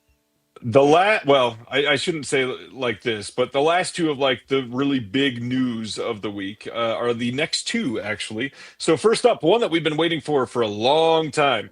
February 24th, Synapse is releasing Tag, the assassination game from 1982 on Blu-ray for the first time ever. This is a big deal. We got Nick Castle on this film. This is the HD worldwide video premiere in a 2K restoration from the 35mm archival vault materials. This is going to have a commentary with Nick Castle and Robert Carradine, moderated by Sean Clark. It's got liner notes by Dustin Morrow. It's got a film poster reproduction card. And check this out. I have been wanting to see this for quite some time. Looks great. Yeah. Never heard of it. Sounds interesting though. I like everything I'm seeing on the screen. It seems like a really interesting package to provide to everybody. I like that they're giving everybody more than just the movie, because some of these have been just the movie, and it's like, if we're gonna spend all this time and effort to do this, it'd be nice to have more than just the movie. Right. For those that have never heard of this or seen of this, this says the rules of tag are simple. Players try to murder each other using rubber-tipped toy dart guns. If you are shot, you are killed and taken out of the game permanently until only one player remains. Unfortunately, for this year's tag, players one sore loser is determined to win at any cost, even if it means murdering his competition for real. I do like that on the box art it says, "Rub out your friends." That is the point of the tongue-in-cheek marketing. Constantly on the movie channel in the early 80s, says Robert Hubbard. And yes, Linda Hamilton, a young Linda Hamilton, is in this one. That You can is see her not the. visage on the camera or on the poster right there. The Yep. artwork, yeah. This is not the John Hamm Tag movie, which is also very good, except for the ending is very weird in that movie. Sam says, why only 2K? It's because the materials aren't great. It's just archival vault materials, not the negative, not an inner positive, sadly. What a wild concept for a movie, though. Sounds interesting. Yeah, I'm eager to check this one out. And then one of the biggest piles of announcements that we've had in a while, Synapse and Redshirt has revealed some artwork and details on some of their upcoming releases. So let's talk about Fright Night 2 coming on 4K with a new Dolby Vision Master supervised by the DP. This is going to have these 3 new artwork options. This was shared by Michael Felsher over on the Dead Pit radio show. There is going to be the original art on the reverse side of one of the wraps, and this is coming this year. We don't know when, don't know exactly when, not even like the time of the year or anything like that, but later. And then they revealed all of these. Frankenhooker coming on 4K with a brand new Dolby Vision Master coming soon that we don't know an exact date yet. Prom Night 4K brand new Dolby Vision Master with Dolby Atmos coming soon. Again, we don't know when. Angel of Heat coming on 4K with Redshirt Pictures. That is coming soon. No date yet. Then we have Hearts of Darkness, the making of the Final Friday on Blu-ray with Redshirt Pictures coming soon. And then some 2026 releases. Intruder coming on 4K with the brand new Dolby Vision Master from the original negative with brand new special features that won't be on the German release that just came out. That is coming this year. Street Trash coming on 4K this year with a brand new Dolby Vision Master supervised by the DP. And lastly, Hunter's Blood coming with Redshirt Pictures on 4K this year. New Dolby Vision Master. More news on that soon. Question. Answer. Original Street Trash. Yes? The original Street Trash. The only good Street Trash. The new one is hot garbage. Okay, I haven't seen it, so I can't comment, but I'm just making sure because now we have to clarify. So, because the title of the film is the same. Yes, and I hate that pattern that we find ourselves in. Me too. Yeah, I was going to say you beat me to the punch on that one. Any thoughts on any of the other films? Frankenhooker, Prom Night, Dead Heat, Hearts of Darkness, Intruder? Hearts of Darkness definitely sounds like something I'd be interested to watch in terms of it being a film documentary. Frankenhooker is Frank Henenlotter. Never seen Frankenhooker, but I have some very close friends that love that movie and own the last release of it. I own multiple releases of Frankenhooker. Well, it's so good. Never seen it. Have never seen. But same with the second, third, fourth Fright Night movies. Like the original a fair amount. Didn't see the original until after I saw the remake, which I think you're going to agree with this. The remake of Fright Night's pretty good. It is very good, actually. It is quite good. I think it's one of those few remakes that like actually exceeds what the original was doing in some capacities. Yes, although I still prefer the original, but I get that, but I mean, like, I think the remake did some things better than the original did in terms of being scary and actually like leaning into the vampire, where a vampire can be that it'll make sense and be like logical. Yeah. Like the Las Vegas of it all was like so smart. Like that was such a fun, smart thing. And Colin Farrell as a proper right nasty vampire is great. And yeah, the David Tennant character, I think for me was my exposure to David Tennant before I saw Doctor Who even. So yeah, I love that Fright Night remake. And Anton Yelchin, I know you and I are, big fans of Anton Yelchin, obviously. Rest in peace. So I also got to say, David Tennant made a lot of really great choices. I've liked him in so many things. Yeah. I mean, maybe not flicking his tongue all those times in Harry Potter, but I mean, yeah. Maybe we don't for look some at people. We don't look at much about Harry Potter without a little bit of cringe nowadays. So, well, you know what they say, we'll be able to watch more Harry Potter stuff and it not be as problematic, right? Just kidding. Moving on.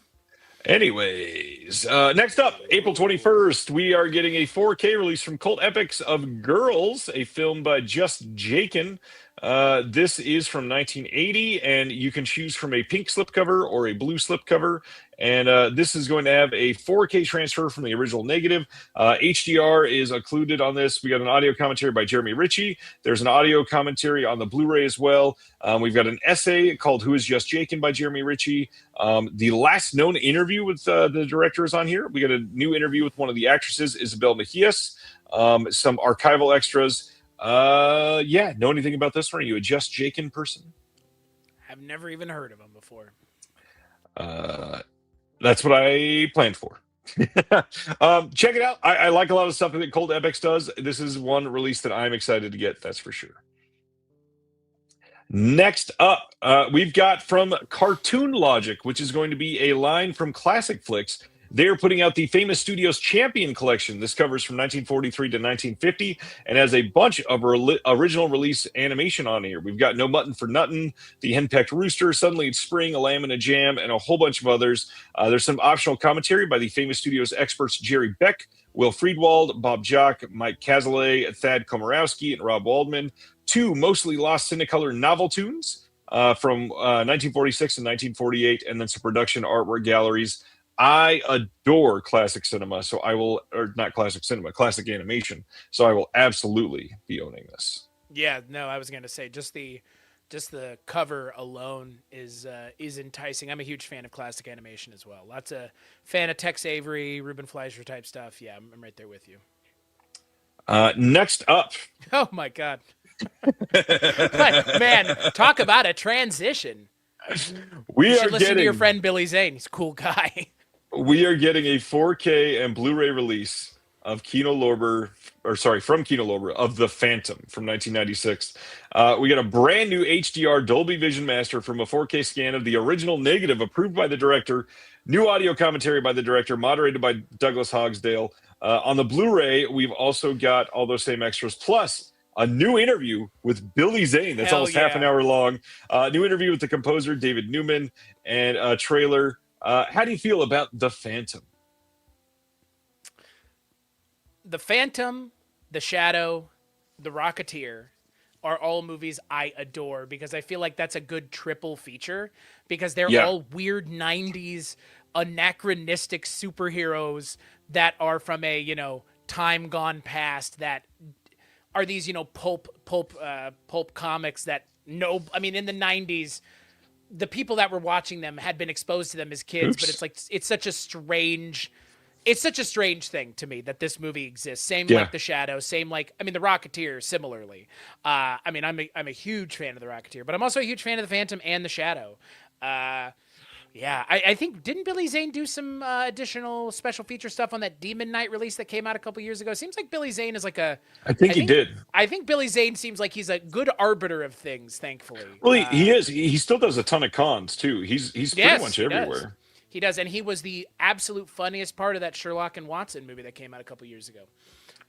I never saw it, but that doesn't surprise me. No, I like Billy Zane in The Phantom. He's really good in it, and so is Treat Williams. Rest in peace. Yeah. We get a comment saying, I sadly missed the recent screening of The Phantom with Billy Zane in person that happened last year. I'd go watch The Phantom with Billy Zane and see a Q&A. Hell yeah. That was like his moment to shine, the Phantom, and I'm always kind of bummed that we don't live in a universe where the Phantom was a bigger deal. Billy Zane went on to full franchise. Yeah, well, I don't think it was that far away. The Rocketeer had things made afterwards, sort of. The Shadow never did. Shadow has one of the best pinball machines ever made associated with it. You see this? My friend Stan was on the set of The Rocketeer. I'm jealous. I only ever got to, one of my bucket list things I did for the Kulturecast was getting to interview Billy Campbell, the guy who played the Rocketeer. I got to interview him, and he had his bouncing baby boy on his lap because it was like 12 in the morning in Iceland or wherever the hell he lives now.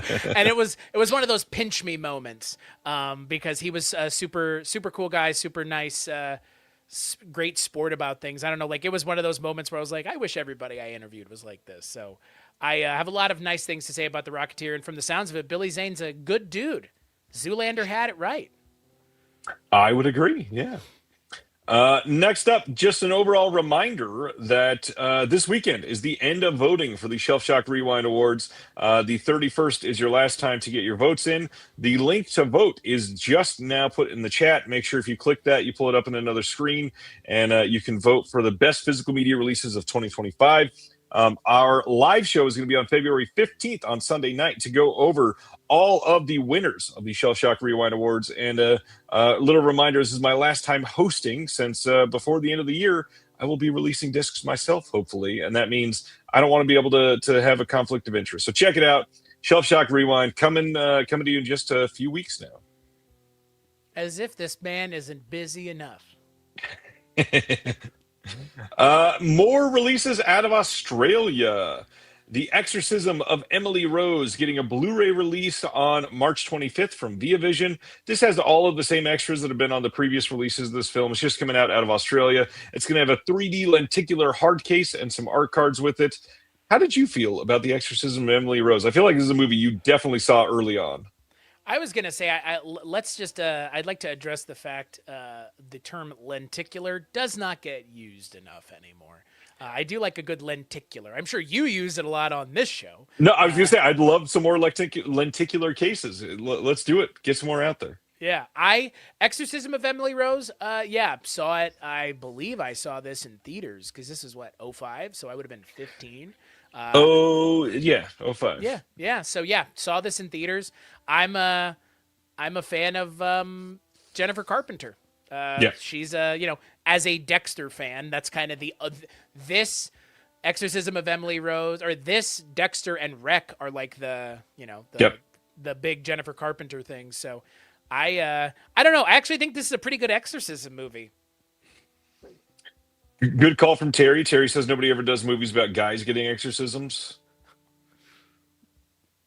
Well, Mike Flanagan's got an opportunity. He won't take it. No, he won't.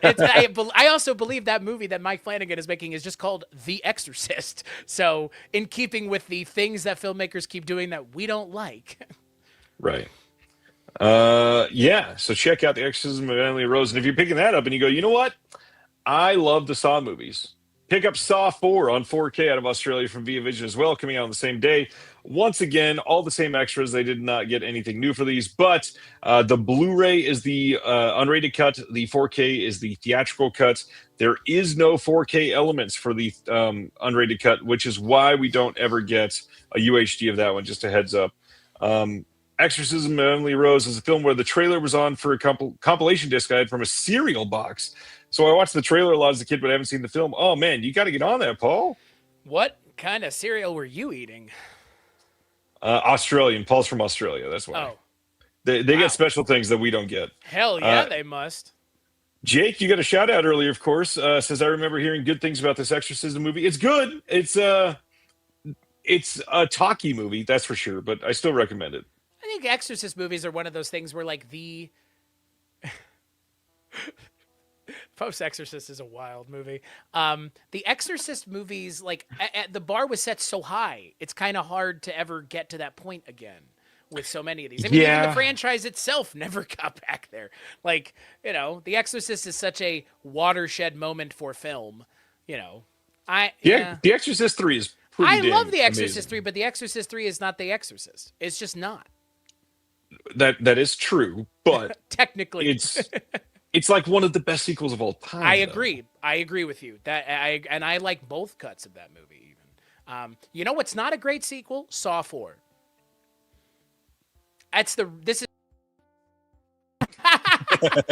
is the one where Riggs gets kidnapped, right? And I believe so, yeah. This is like, I love the Saw movies. I did a back in the day before 3 more have now come out. We did all of the original run of those Saw movies as an episode on the Kulturecast. It was like a 2-parter. Each side, or each, was part 1, part 2 was like 4.5, 5 hours because we had interviews with people from the movies. So Jeez. I've seen them all. The 4th one, I think, is one of the weaker ones in a overall really strong franchise of movies. The 5th one, surprisingly, may be my favorite, and that's a late Saw movie. That's Saw the 6 is one of my favorites for sure. Saw 6. Okay, Saw 5 is one of mine with Peter Outerbridge, and he's being put. It's like similar to 4. I think it has more in common with 4. I think 5 just does what 4 is trying to do a little bit better. The capturing of someone and having them go through a bunch of different tests as opposed to, one person and then another person type thing. So, but Saw, I mean, you and I, we never got a chance to do our Saw Film Foundations episode, did we? No. Well, I'll blame the wife. We wanted to rewatch all of them, and we just did not get to them yet. I truly love every single Saw movie. Spiral doesn't count because it's from the Book of Saw. It's not a Saw movie. But all the other ones, even the worst of them, I saw most of them on opening night with my wife. Laura loves, I believe, all of these, and even enjoy. We went to Spiral in the theater too. I got to say, Saw 10, very good. Very excited that James Wan is back at the helm and supposedly going to be very hands on with Saw 11. I'm very eager to check it out. Yeah, I was going to say, man, you beat me to it. Saw 10, I think, might be one of the most surprising movies I've seen in a long time. Not because of what it is, but because it drug a franchise back from not the brink. Saw was in the proverbial film timeout zone, kind of like Friday the 13th and Nightmare on Elm Street are. Saw was in the no zone because of the franchise kind of really pissing on the goodwill of the franchise, of the fans. And Saw 10, man, was just so good. I mean, if you haven't seen Saw 10, you don't even really need to watch any of the other Saw movies to appreciate Saw 10. Genuinely, I think it gives you enough. True. It gives you enough, and frankly, you could watch Saw 10 and then watch Saw, if you really wanted to. Saw 10's amazing. They're all great. I love the franchise. Let's keep going.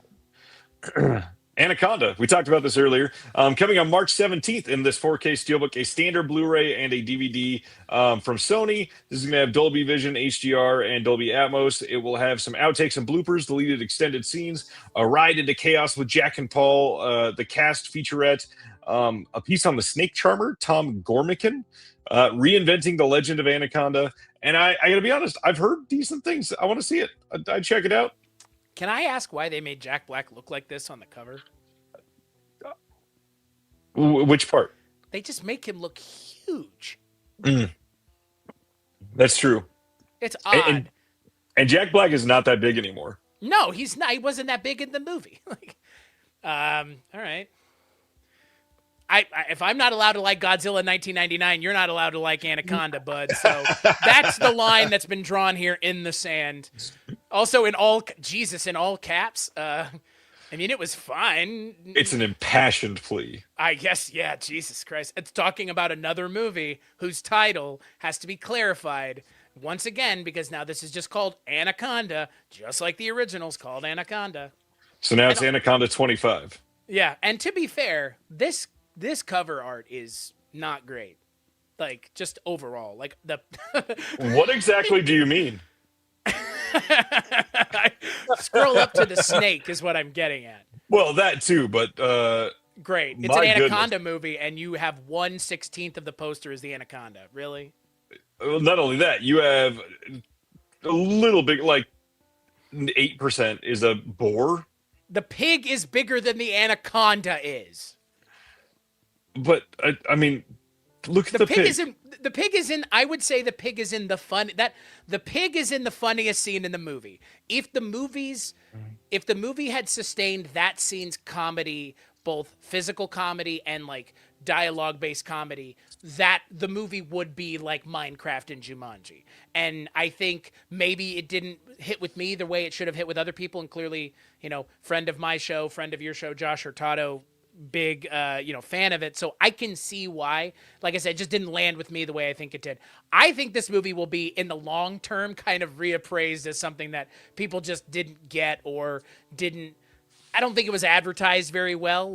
I think there were a lot of things working against it that I think this movie will find its audience eventually on physical media, as these things tend to do. Yeah, I still need to see it, that's for sure. I don't know. I think you and your kids would like it. It's like a fun family movie. Yeah, that's yeah. Josh is right. It's for an anaconda. It's like the anaconda movie of the. It's like Batman in The Dark Knight Rises. It's like he's in it, but like for a Oh my minute. god. You see Steven's comment, why did I give all my lost weight to CGI Jack Black? Dude, it looks like someone took a tire pump to him. If I was Jack Black, I would be so upset that this is what they put out with me on it. Like, Jesus, dude. Like, And the crazy thing, he approved this. Like, he had to approve it. I know That's yeah, no, wild. I know. I would be like, dude, what the hell were you thinking? Like this, and by What the movie did we watch? well, that's the other thing. And again, like if you've seen the movie, like the movie's not this serious. Like Right. this is a fun, ostensibly a fun movie. Like what movie are you advertising here? Like I Right. don't think they knew how to advertise the movie, and I think that happens when you have a meta concept that you really have to spend a little bit of time getting the audience up to kind of speed on. So, like I said, I think this will find its audience in the long run. So, yeah, where's Seth Rogen? He's stuck in the studio. Where's Steve Zahn and Thandie Newton? They're in this movie as much as Paul Rudd and Jack Black are. So Not only that, their names aren't even on the cover. No, That's I know. the wild part. Yeah, that was more surprising for me. Like, okay. All right. Next up, Eureka just this morning announced April 27th over in the UK, April 28th here in North America, a Blu-ray box set of Adventure Calls, Carl May at CCC. This covers from 1964 to 68, and this has a bunch of films in this. This sounds really great. This is a bunch of Difa Westerns, and I kind of really want to see these. Limited edition to 2000. We've got a 60-page collector's book featuring new writing on this. There's going to be a bunch of like introductions. There's going to be new audio commentaries, new interviews, some archival extras. I don't know that you and I've ever talked about Westerns. How do you feel about something like this? I like westerns a fair amount. I was my father is a big Louis L'Amour guy. So I grew up around those. I never really read them, but he was always kind of pushing me to read them. And I know he's a huge Western guy. So I watched a lot of Western cinema growing up. I love Westerns. I don't know. I just love Westerns. I love most, if not all, kinds of Western or Western adjacent things. I kind of wish it was a genre that had more of a place in this day and age, because that's a genre of film similarly to like the swashbuckling film that just doesn't really have any sort of representation anymore in like modern cinema. And it's kind of a shame because, old school Westerns or old school swashbucklers are often technically impressive, very well made films. So I love a good Western. What about you?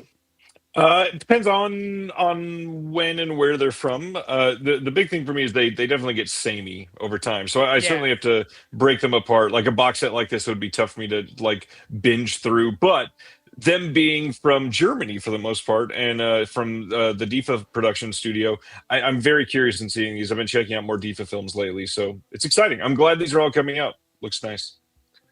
But the big thing for me is April 20th, they're releasing a 4K over in the UK of Danger Diabolic, the Mario Bava film.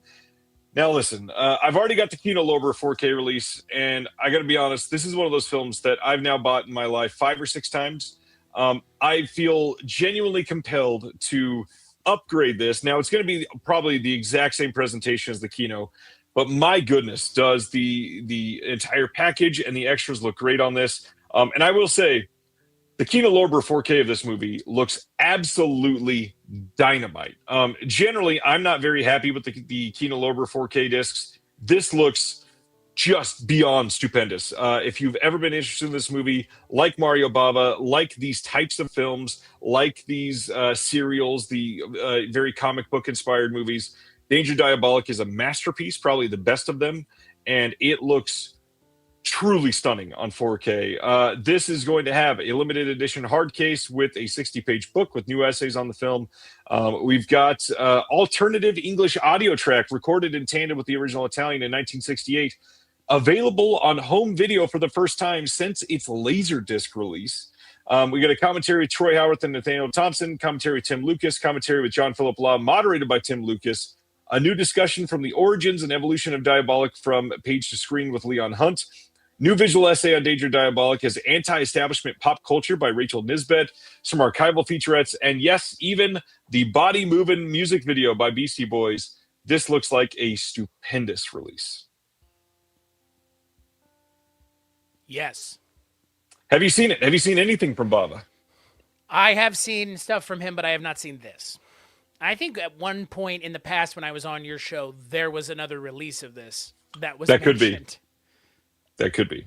And I agree, Jim. Yeah, I'm gonna have to get this at some point. It looks just wonderful, and that art looks really great too. I was about to say the art is enticing in and of itself. Like, you know. Would you say it's reaching for you? Yeah, it is. All right. Next up, another UK only release. Curzon putting out on March 16th a 4K Blu-ray and even a DVD release of Alpha from last year. This is the Julia Ducournau film from the director of Ra and Titan. This is going to be a 2-disc 4K and Blu-ray release if you buy the 4K one. We've got HDR10 on the disc. We've got interviews with Julia, a couple of the actors, a short film from Julia from 2011, a visual essay by Will Webb, and a theatrical trailer on it. Ra and Titan, have you seen those? I have not. Raw is the Raw is the cannibal one, yeah? Cannibalism at a veterinary school, yes. That's right. I heard about it. It's on the list, but I have not. I think you should. I think you'd really like Raw, actually. Yeah, that's kind of why it was on my list. I'm a cannibalism guy, so. Have you heard what Titan is? Because you might be a Titan guy after this. I have not, but I wait for you to tell me. So in Titan, our main character is in a car accident very early in the film and is traumatized by it. And about 15 minutes into the film, she suddenly fucks a car and later in the movie gives birth to a baby that is part metal. Yep. You were right. you could have left even less out of that and just said she fucks a car. And I would have been there. Yep. You should check it out. It's very good. Raucous soundtrack on that one too. You'd like it. Next up, Film Masters has put out some information that we're going to cover over the next couple titles. Now available. This is something that just flew past me. They've got a Blu-ray DVD out of The Sin of Nora Moran from 1933. This is going to have a stunning HD restoration from a 4K scan of the 35mm camera negative. It will not have any special features on the disc, but it will have subtitles. And this is a BDR, just so you are aware. Terry, Terry says, I've fucked a couple cars myself, just not in the same way. Well, depending on your definition of fucked, it might be the same way. Touche. Next up from them, this one's also available now, Hercules and the Captive Women from 1961. This is available now, no extras. This is a BDR as well. I know that some people will be turned off by that, but there's no real reason anymore. BDRs are very high quality in 2026. You'll be fine. Yeah, looks like a fun release. I've not heard of this one. Is it a sexy movie? Must be. I don't think so. It says originally released in 1961 in Italy. It is the updated U.S. version released for audiences in 63 here. Follow the chronicles of Hercules with Reg Park and his Hercules film debut. Action-packed from the start, Hercules encounters Ishmen when he must save her from a shape-shifting creature, and that's just the beginning. Ishmen then brings Hercules to Atlantis, where they come face-to-face with the evil queen Antone, Ishmen's mother, and try to prevent her dreams of world conquest. Will Hercules prevail? Oh, just looked like it, I guess. They're just trying to give you an enticing poster to get in the seat, I'm sure. Guess so, yeah. All right. Next up, Film Masters have revealed some dates of some upcoming releases. The Black Raven, February. Bombs Over Burma, February. The rest of these, March. We got The Little Princess, The Snows of Kilimanjaro, Our Town, Dancing Pirate, The North Star, and Reefer Madness. All of those are going to have no special features, but they will be a 2K or 4K restoration. Generally, it's going to be a 2K, and they will likely mostly be BDRs, sadly. Not sure why they're choosing that, but here we are. Yeah. Next up, February 17th, a Blu-ray from Cineverse of Lesbian Space Princess. How's that title feel? What a pivot. From the Dancing Pirate to Lesbian Space Princess. You said the same thing twice. I did. Uh, this is going to have a director's commentary, animatic scenes, magic trick, reference video, auditions, outtake clips, deleted scene, and some more. This did get an Australian Blu-ray release, and so this will be a cheaper way to check out this film if you're into it. I've heard nothing but pretty great things about this. I am curious to check it out, especially because there is something in this movie called Dickzilla. Nice. Dickzilla. I'm here for it. Good to know. Moving right along from Dickzilla to The Second Twin. April 7th, getting a Blu-ray from Kino Lorber of The Second Twin. We'll have a new audio commentary by Simon Abrams. This is from a 4K restoration by Studio Canal. And that is April 7th, yeah. Lesbian Space Princess from Umbrella has the soundtrack CD. Nice. I didn't know that one. Next up from Kino Lorber, House of Cards with George Papard. This is coming on April 21st. This is from 1969. Has a new commentary by Gary Garani. And this is supposedly pretty great. It says, witness the intrigue and suspense behind every door, every window, and every move of every player in the House of Cards. I checked this one out. Orson Welles in it as well. George Papard? Who doesn't love Banachek? It's a great question. Good question. Who even knows what Banachek is? Better question. I don't. I know. I figured as much. Next Oh up. my god. This is some like filmic motion sickness here. I'm getting whiplash from these movies. High quality Stone Cold action. 1991's Stone Cold coming to 4K from Kino Lorber on April 21st. You've got two different cover art options there. This one is wild. We've got a new scene-specific commentary by the director, Craig R. Baxley. That's a big deal. We also have a brand new interview with William Forsythe on this. I love this movie. Tell me why. I mean, it's Brian Bosworth. It's insanity. Like, for those of you who don't know who Brian Bosworth was, he was a football player from OU Yep. who then was essentially known for just kind of being a shithead. And so that launched him into fame and stardom of the variety of this kind. Yeah. If you don't buy this alternate cover art, what are you doing with yourself? Like, this is the fact that they even allowed this to get made is so good. Like, Jesus Christ. They're blowing up the Capitol. It's just like, this alternate cover art is truly, oh yeah. Brian Bosworth, not a great actor. Good looking guy, got a good look to him. Like, he has he's got that look. I mean, he's got a look to him, but he's just not a great actor because he's an athlete, and not every athlete is a good actor. You're not necessarily going to be good at everything you do. We talked about this the other day. Like, you can't expect everybody's going to be good at everything. That is true. Have you seen Stone Cold? Years ago. I barely remember it. I do have the Blu-ray, so I definitely don't need the 4K, but It's got Lance Henriksen in it. it does. It absolutely does. Yeah.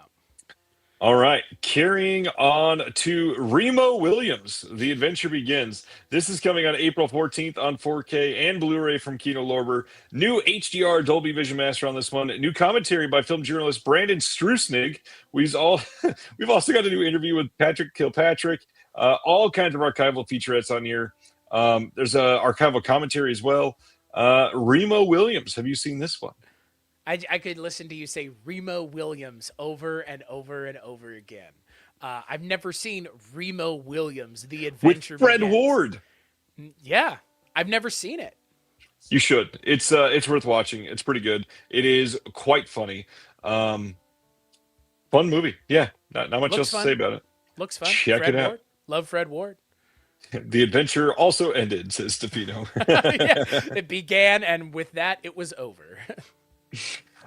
Next up, Kino releasing a DVD only on April 7th of Mr. Nobody Against Putin. The Oscar-nominated Best Documentary Feature, Mr. Nobody Against Putin, getting a DVD only release in 2026. Why are we doing this, Kino Lorber? Do they not have Blu-ray and 4K players in Russia? Is that why?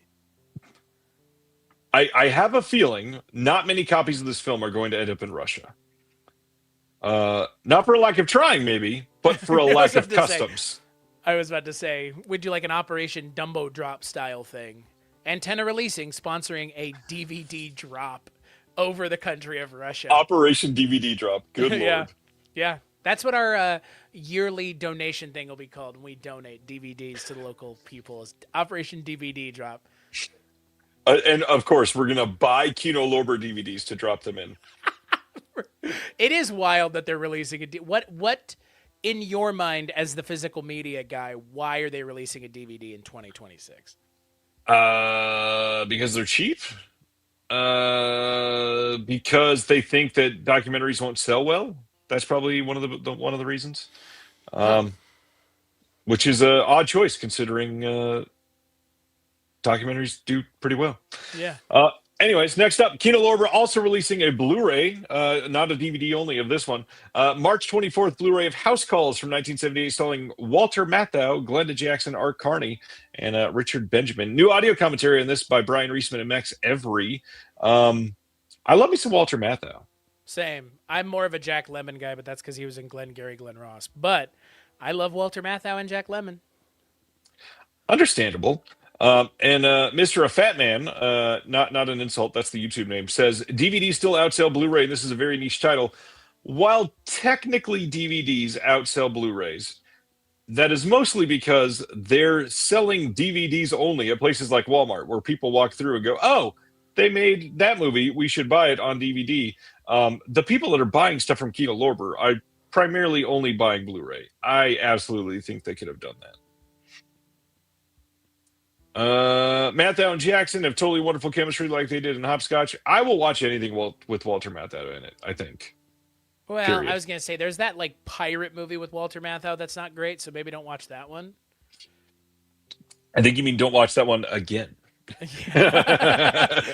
Valid. Next up, more Kino Lorber. April 28th, a Blu-ray of Nightlife coming on Blu-ray. I already said that. From 1989. This is a made-for-TV movie. We get a brand new HD master from a 2K scan of the Interpositive. New audio commentary by Amanda Reyes, of course. New audio commentary by David Del Valle and Peter Sawyer. Anything made for TV, Amanda Reyes should be on, and this looks like a really solid release.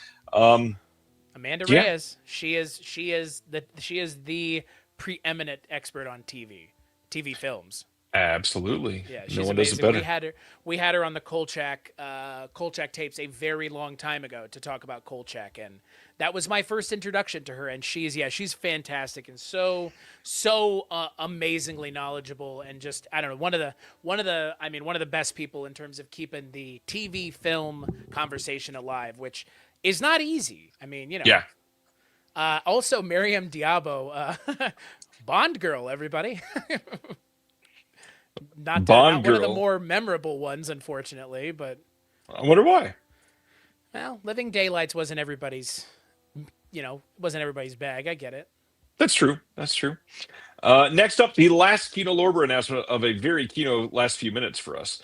April 28th, Blu-ray coming of a wonderfully titled film, The Man Who Reclaimed His Head from 1934, which, I mean, it makes sense. It was his, so yeah.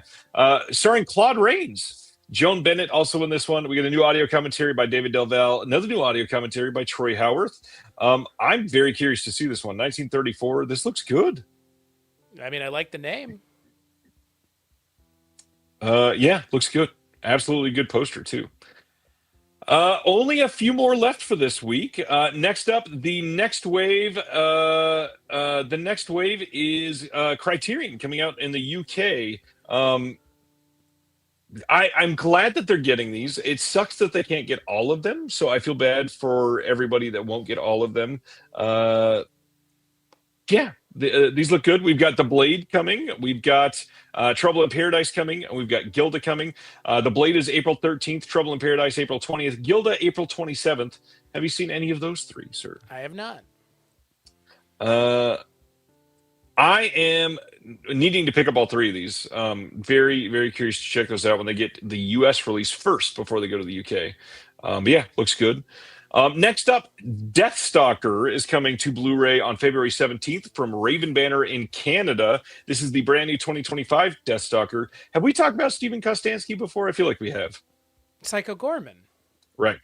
Psycho Gorman and The Void. Yeah, love Psycho Gorman, love The Void.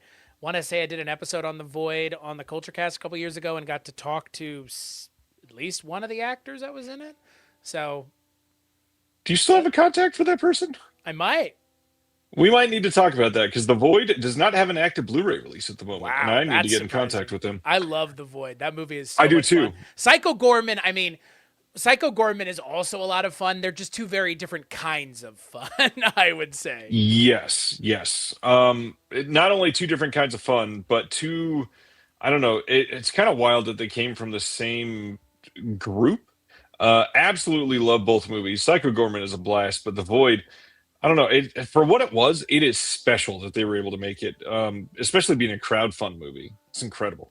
Yeah, I actually interviewed Aaron Pooley from The Void. Nice. The main actor. Yeah, The Void is amazing, and it is wild to me that The Void and Psycho Gorman are the same people because, yeah, the tones of those movies are so discordant with one another. So I have not seen this movie though. This movie looks more Psycho Gorman than anything else, maybe. It does. I've been dying to see this. I know Josh Hurtado is a big defender of this one. I had wanted to see this. However, I don't think played in theaters near here last year, which made me very sad because this was playing when I was going to theaters. And so the fact that I don't think they played AMC's was the big thing.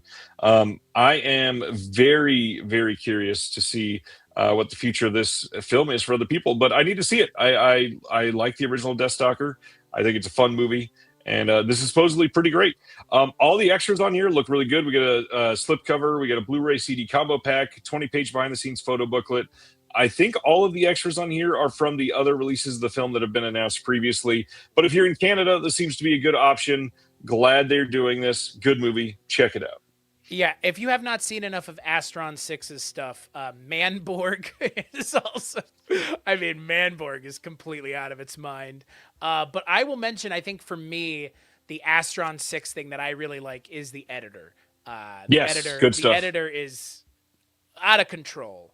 I mean, all of Astron 6's stuff is very interesting and different and fun, and I would check out, if you're a fan of any of these movies, go check out all of their movies because they all have something worth checking out. I would say even go as far as the Leprechaun Returns movie is not nearly as much of a kind of disaster as the Leprechaun movie that came before it, the one that had Hornswoggle from the WWE in it. So, do I think this will get a 4K? Asked Scott. No, absolutely not. I think if it was going to get one, it already would have got one a long time ago. The reality is, it probably will not sell very well, and that's one of the main reasons why they're not choosing to put it on 4K. 4K is so expensive; it's just not worth it if you're not going to sell thousands and thousands and thousands of copies. Generally, that's the hard part. well, you know what? Maybe the next Kumite will sell well because Possibly. Isn't that Daniel Bernhardt? That's the lead in this movie, right? The next. It Kumite? is, yeah. Yep. All right, two more from Raven Banner in Canada. One is The Autopsy of Jane Doe. This is now available with this brand new limited edition slipcover from Raven Banner. All the extras are the same as their previous release. The only thing that's different is this new fancy artwork. Limited to 500, I think, on the slipcover. Maybe that's just the next one. I'm not sure. But the next one definitely is limited. I like the art on this one. The art on the previous release of this film was very not safe for work. And it was good. But this art is good and my kids could see it. So, yeah. Yeah, that's true. And then the last one. Oh, I was going to say, by the way, this movie's amazing. Yeah, this Andre movie's Orvredal fantastic. is an amazing director. The Last Voyage of the Demeter, a pretty fun movie. I don't know if you saw it, but I actually enjoyed it a fair I'm amount. not. It's essentially Alien on a boat, but okay, nothing wrong with that. It wears its, Yeah. it's kind of wears its influences on its sleeve. As someone who's a gamer in a lot of ways, Bendy and the Ink Machine is a film that he is in charge of.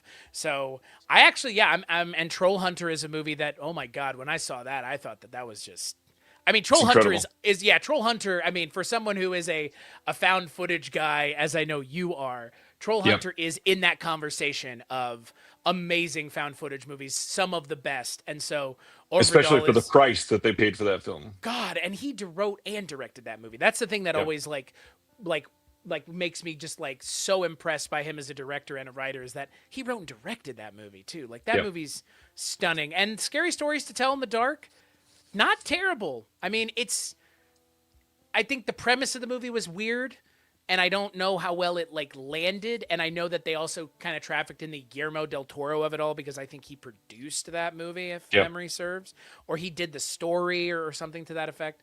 So, but I love Overdahl as a director, and God, The Autopsy of Jane Doe is a great movie. It is great, truly great. Yeah. All right, last one for the week, also from Raven Banner. They are doing Turbo Kid with this brand new, amazing limited edition slipcover. That is a wild piece of cover My art. Lord. I want that as a poster, my guy. Jesus. This one limited to only 500, and this one's kind of interesting because yes, we've had many releases of this film, but I believe the Blu-ray is getting kind of hard to find, if I remember right. So this might be the cheapest way to pick up this movie right now. Everybody should own Turbo Kid. Have you seen Turbo Kid? I have not. Dude, this is very much a Chris movie. You would like this. Yeah. I think it's been on my Plex server forever now. Like, Yeah. Literally, I have scrolled past it plenty of times, so I know that it's definitely, it looks like my kind of thing. I mean, just like Astron 6 and stuff. Like sometimes I can just look at something and go, "This is gonna be my kind of thing." So. Yep. I think you would love it. Good movie. Check it out if you are into it. But since that was the last announcement, let's talk about what's coming out next week on Tuesday, in case you forgot. We've got Friday the 13th, Part 2, 4K, 310 to Yuma 4K. That's the original coming from Criterion. Osgood Perkins Keeper coming on 4K.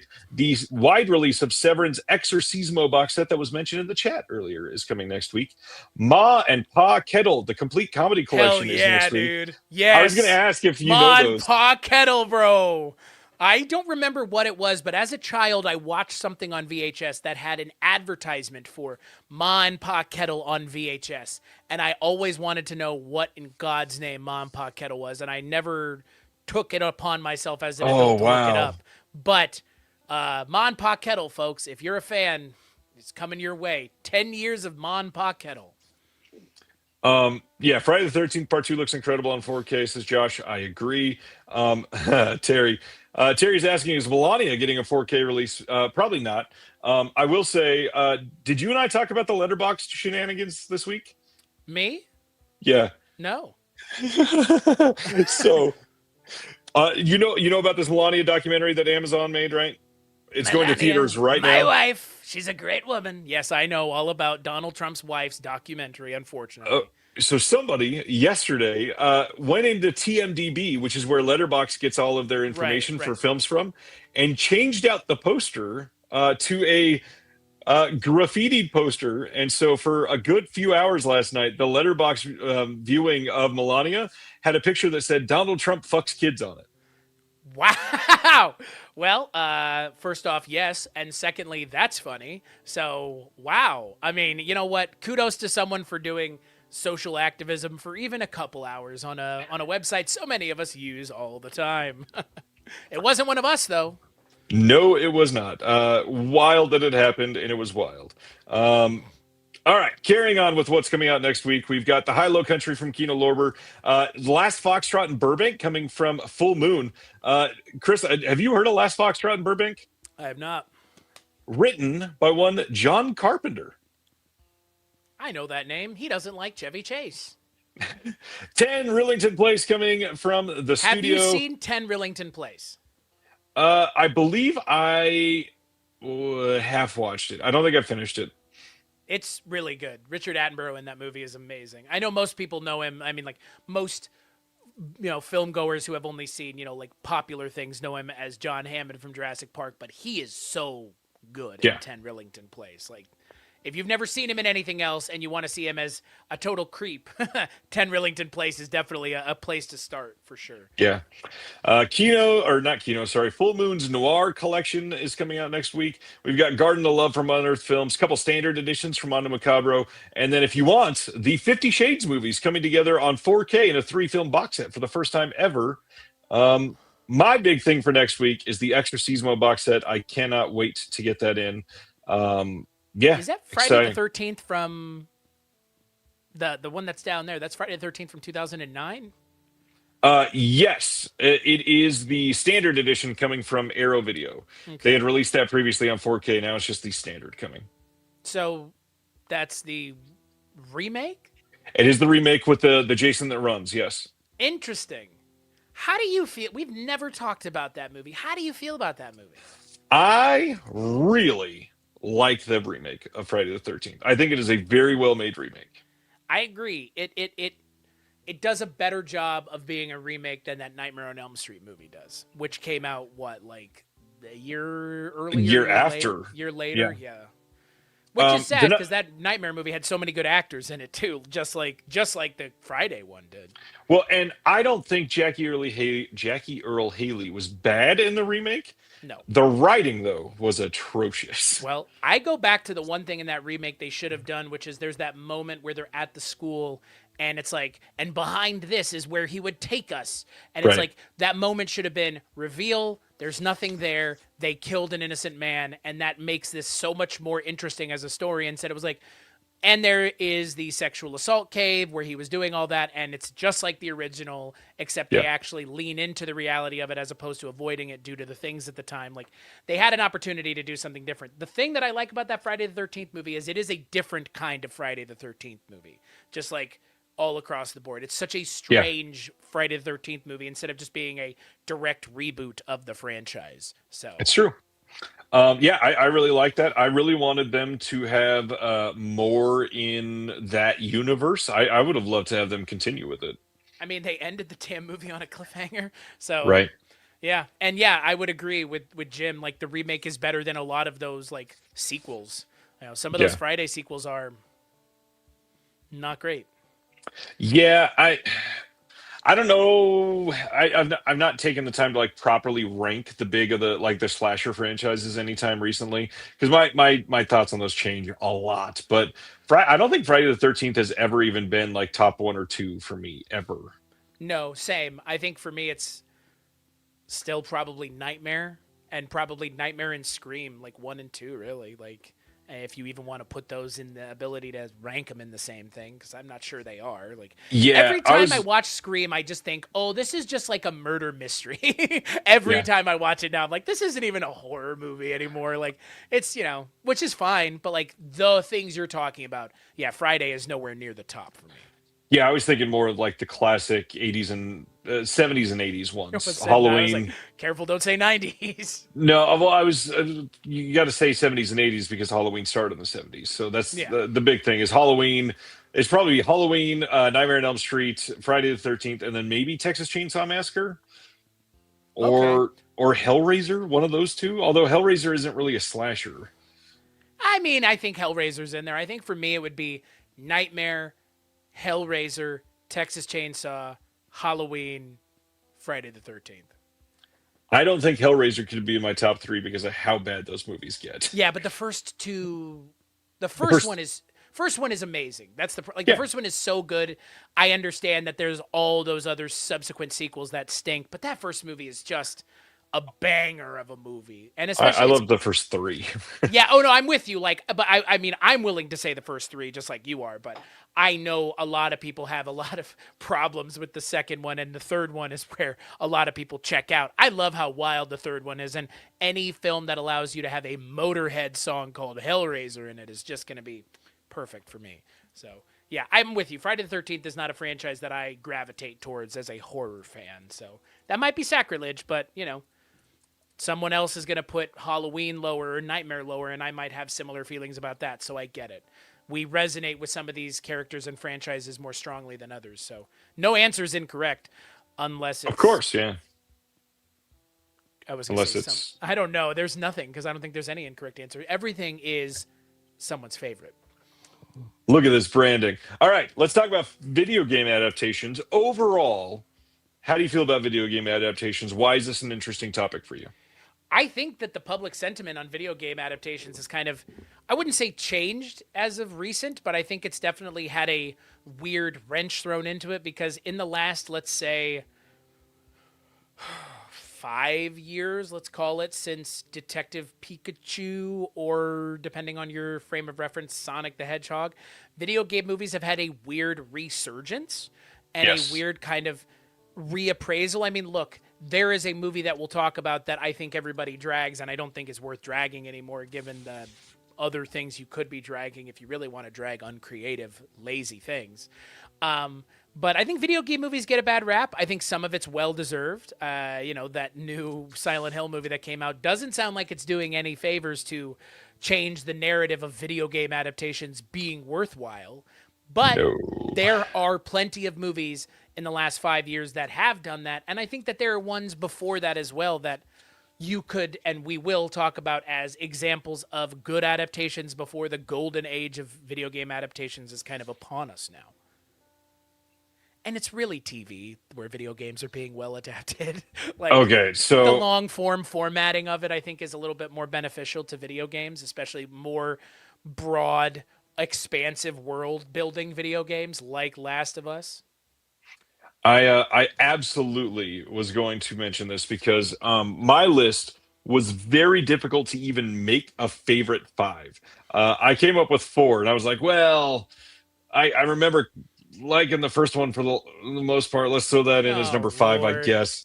Um, I So I Mortal am not. Kombat is your number 5. Yes, I mean I'm sorry. No, I mean just No, the way you said it. I mean, there's like very little other things that could even be in reference to. it's actually not Mortal Kombat. That's the funny part. Um, Wow, shocking. but yeah, TV is where a lot of these are like actually turning in prestige. I hate to use the word content, but like that's where a lot of it is coming in. Is when you're giving time to something like Fallout, and you're giving Pedro Pascal the ability to be something that people fall in love with for 2 seasons so far. It's going to be better than a lot of this stuff. I don't know. I think that it is tough because video games for the most part it's an art form. It's a deep long running art form of people that have gone through these like these journeys. That's literally the whole point. And so making a movie, it's hard because a 90-hour video game that has all of these ups and downs and characters that you meet along the way, condensing that all into even 2.5 hours, which is a fairly long movie, is not simple to do, just pure at No, all. no, and as someone who has played video games mostly his entire life and loves video games. When you and I are done, I'll probably decompress by playing something for an hour. Sometimes that's just the way I am. Like that's something I need, is that decompression point to do something fun. And that for me, I like working out a lot. I like being active a lot, but I also like sitting with my friends and gaming because that's a thing that we can still do as a group of friends, even though we're all in disparate parts of the country. So I still game a lot. And as someone who games a lot, like want the things that I love to be respected the way film is respected by people that come to film. But to your point, a lot of the video game adaptations have been done in bad faith because they just see them as an opportunity to cash in on an IP.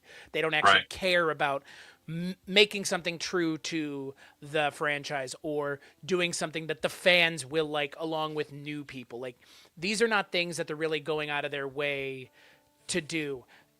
Resident Evil Raccoon City, yeah, not great. Like, there's a lot of really bad things out there. Zach Krieger is directing a Resident Evil movie. I would not trust anyone other than him at this point to do a movie like that, genuinely. If you love the franchise and you want to do something with it, you're the person for the job, as far as I'm concerned. But I think, to your point, video games are an art form that deserve to be experienced on their own. Like, watching a movie or TV show based on Fallout or Last of Us really robs the medium of its impact, because being able to play as those characters and connect with the characters directly, or be the characters sometimes even, is something that is part of the experience of playing video games, and experiencing it secondhand just does not feel the same, and it never will. Right. So I'm curious if you could see three video games turned into movies that you love. What three are you wanting greenlit tomorrow?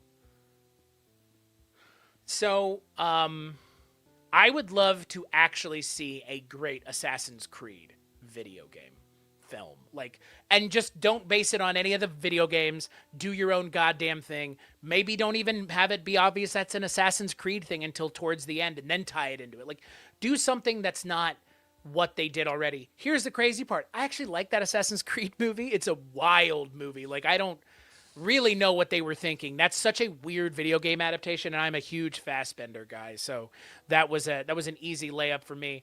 I think if you were to ask me that question about things that haven't been adapted, because I think for me, like, there are a lot of things where I'm like, I would love to see this person do this a different way, or someone do X, Y, and Z a different way. I think for me, the things that I would like to see being turned into movies are things that, like, it would be so weird for it to be a movie, but I would want someone to do something really interesting with it. Like, like there's a game that I play called Deep Rock Galactic, and it's a game about dwarves that are mining on, like, other planets, and they're mining resources. It's like, that would be a cool thing. Like, that would be a cool cartoon or an animated movie. Battletoads would be such an awesome, like, cartoon or TV show, and like the video game that came out a couple years ago really leaned into the stylized animation of it all and made it almost like a interactive cartoon. In a lot of ways, I mean, Cuphead was that same way as a video game. Like, it felt like one of those old school cartoons turned into a video game. So I don't know. Like I said, man, like, there's a lot, my brain goes a lot of directions, but I think for me, like, I would like to have people adapting things that aren't imminently obvious how you would adapt them. Like, I think it would be fucking wild to see a Rocket League movie.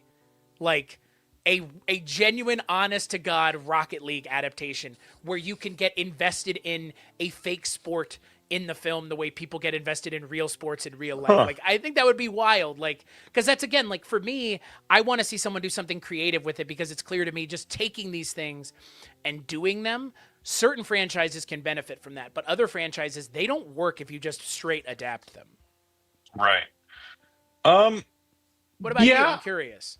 I understand that. I never would have thought you'd say Rocket League. That's a fun idea, and now I kind of want to see that. Like, right? It's be so wild. Like, it's I've like a always modern thought, version of Rollerball type of movie. yeah, like, I don't know why someone has, like, why that wasn't a thing that people weren't clamoring for when that became kind of a mild cultural touchstone for a couple years, Rocket League. Like, I don't know why. I would also really love to see a Team Fortress 2 movie, just based on the amount of, like, unique characters that are in that video game, because every class in that game is a very unique, distinctive character. And if you had, like, an actual cast around that, you could do some really wild stuff with it. So those are the answers for me. I know those are very weird and, like, specific, but at the same time, like, I play so many video games, it was never going to be just Call of Duty. Right. Yeah, Peter Berg's boring already as hell. doing that. He is. I mean, that's, Yeah. What in God's name is a Call of Duty movie going to look like? Every other action movie you've ever seen? Yeah. What about you? What answer would you have, if any, I guess? I mean, it's kind of obvious at this point, but I would love to see a world made in BioShock. I'd love to see what that looks like, properly done. I think you could do a lot with that, and the music was great. The visuals obviously would be great, but just the whole steampunk nature of it would serve film very well. It seems like a silly answer, but I think something like Bully. I really loved the game Bully. Yeah. And I would love to see a movie based off of that. Flex Obviously, your cred a little bit, Ryan. That's a deeper cut. That's a lesser Rockstar game. It's one of my favorites. I love Rockstar. I think that game was genuinely perfect. I think it would be really fun to watch, and supposedly they're teasing a possible, like, sequel or remaster or something coming up. They've been talking about that forever, but I hope that they're going to do it. What if they did a Grand Theft Auto movie, but it was just like the Minecraft movie? I mean, honestly, it could be fun, because, like, take the sensibility of Minecraft and make it fully adult. Make it like beating up hookers and shooting people in the face, and It's kind of like Westworld. It would kind of be, I mean, kind of like Fall Guy, right? Like, or Free Guy? Free Guy? Is that what? Free Guy. Yeah. Which, I mean, like, Free Guy was like, again, like, Free Guy was kind of trafficking in that, but I think it would be fun. Like, I know it's kind of that trope is overused. The like real person goes into the video game, Right, but right. like I don't know how you would do a Grand Theft Auto movie unless you're just doing a Grand Theft Auto movie like a la Prima, like the actual way, like having it be set for real in that world and it following characters in that world and it's set in Los Santos or wherever, but it's at like Grand Theft Auto for real. Unless you do it that way, like I don't know how you would do it any other way, really. Like Yeah.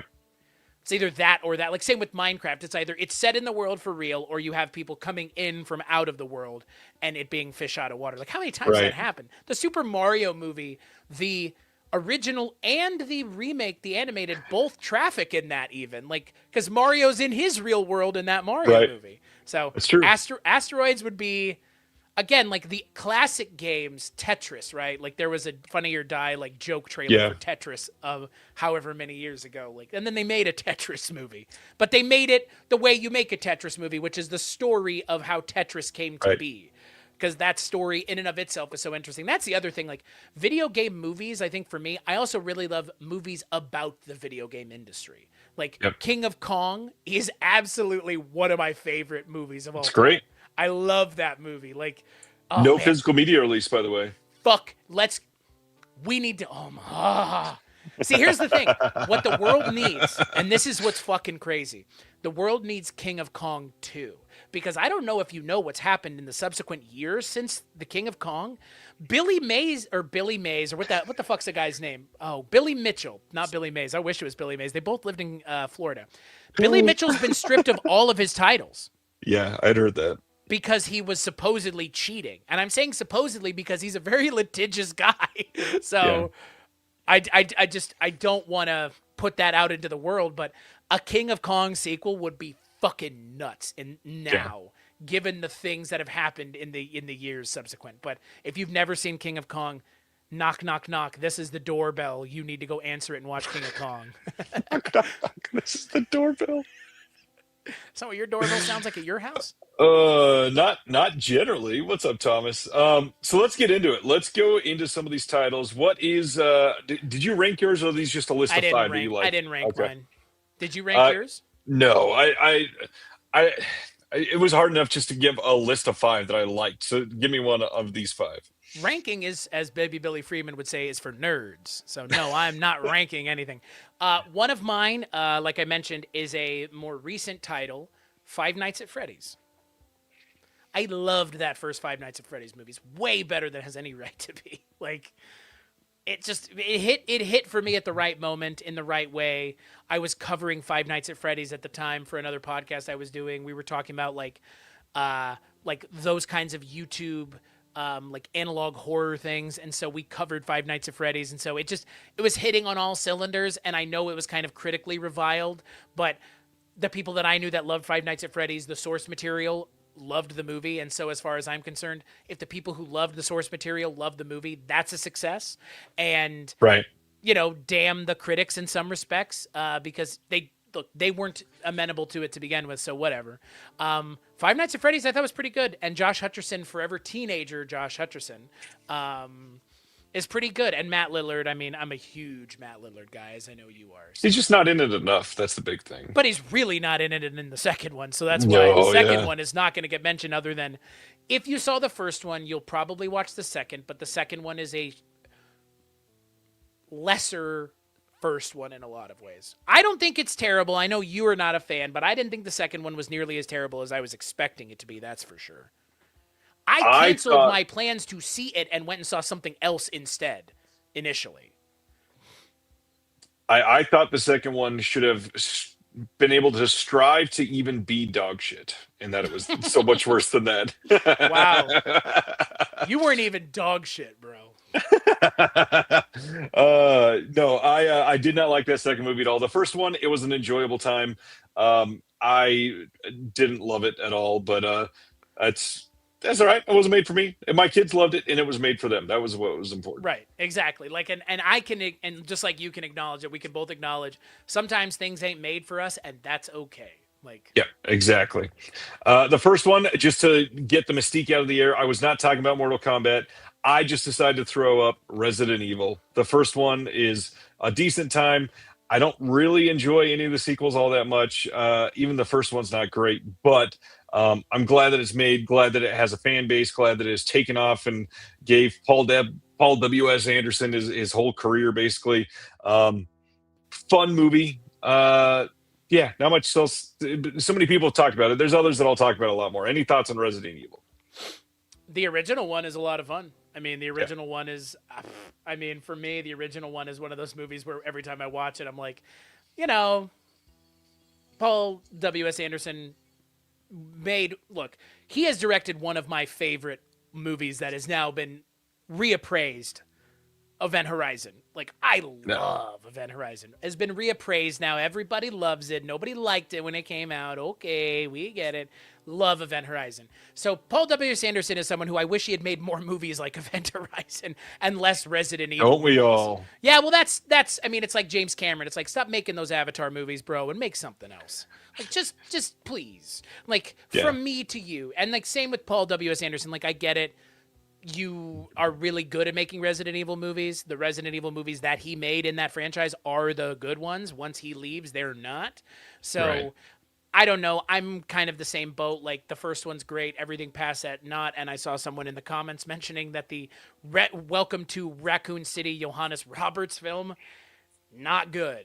And boy, they really were plugging away at that movie like it was gonna be something. And Johannes Roberts, I like that Kong movie a lot. So, like we talked about MonsterVerse movies, I did not like any of the MonsterVerse movies, but did he not do Kong? No, he didn't do Kong. Never mind. I thought he did Kong. For some reason. That I'm aware of. No, but he did Primate. He did, and it's very good. Right, that's the other thing. So maybe that's what I was getting confused with.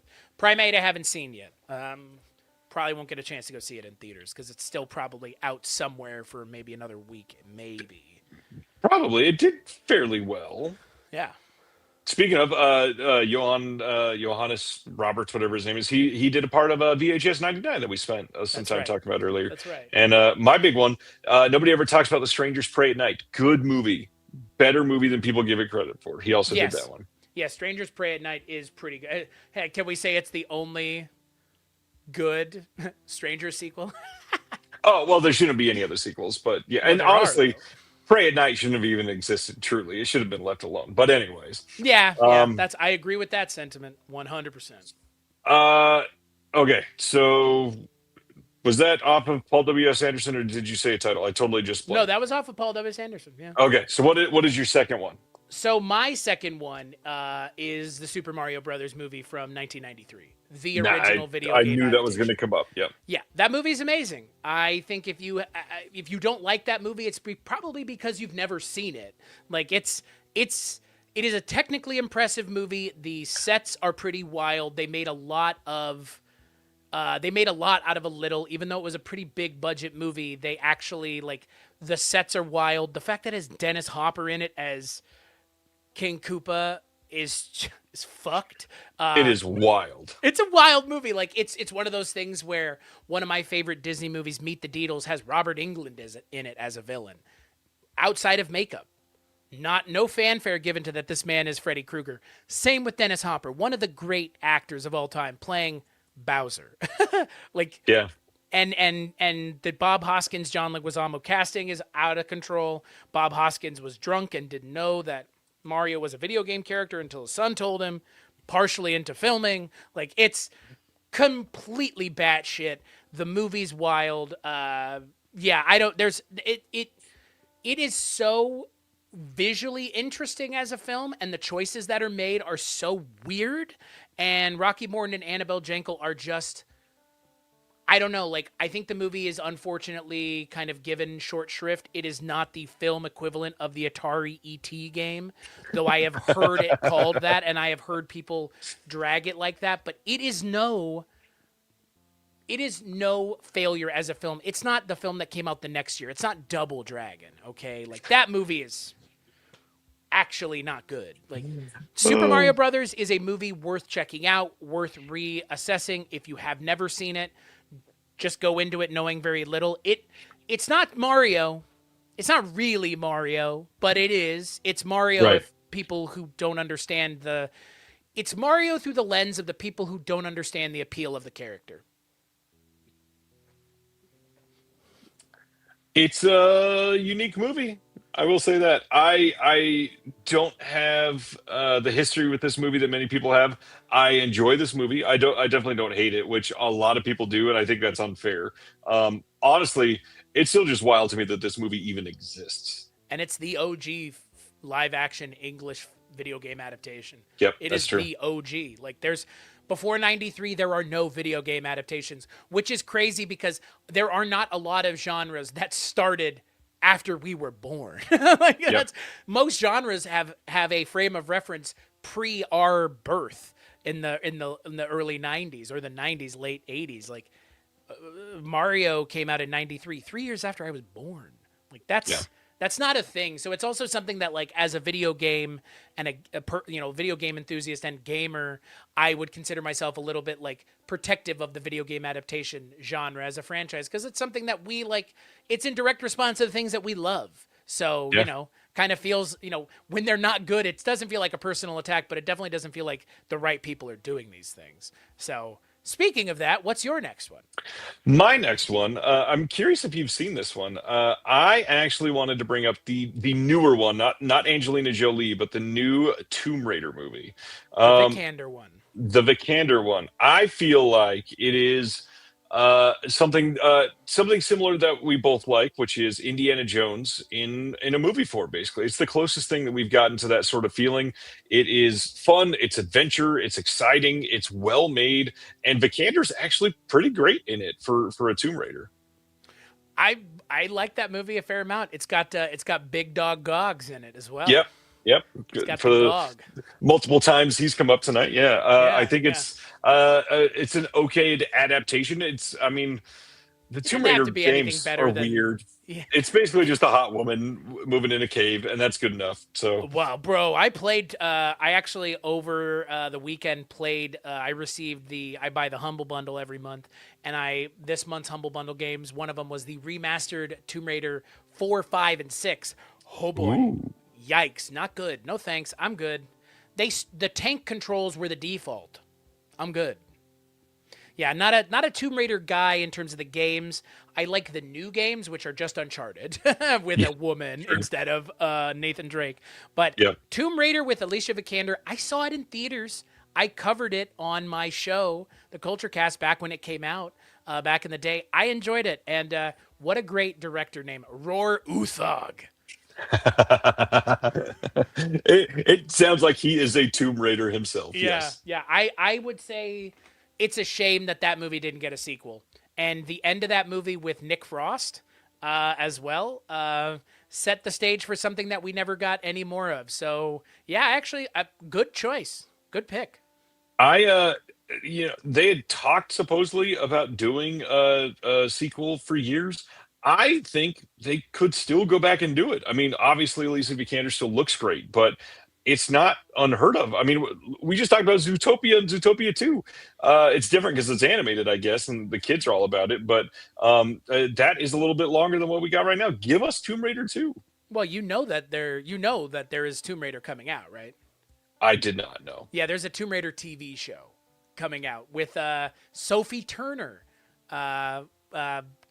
one of the Jonas wives. Oh, I know who Sophie Turner is. Yeah. One of the Jonas wives. That's a terrible way to refer to her as. But, It's an awful way to, yeah. but to be fair, I don't want to refer to her as the character from Game of Thrones, because the less said about that, the better. So, yeah. Jean Grey in the X-Men movies. I know her because I watched the brand new movie Trust from this last year that she was the star of, and it was hot garbage. It was so bad.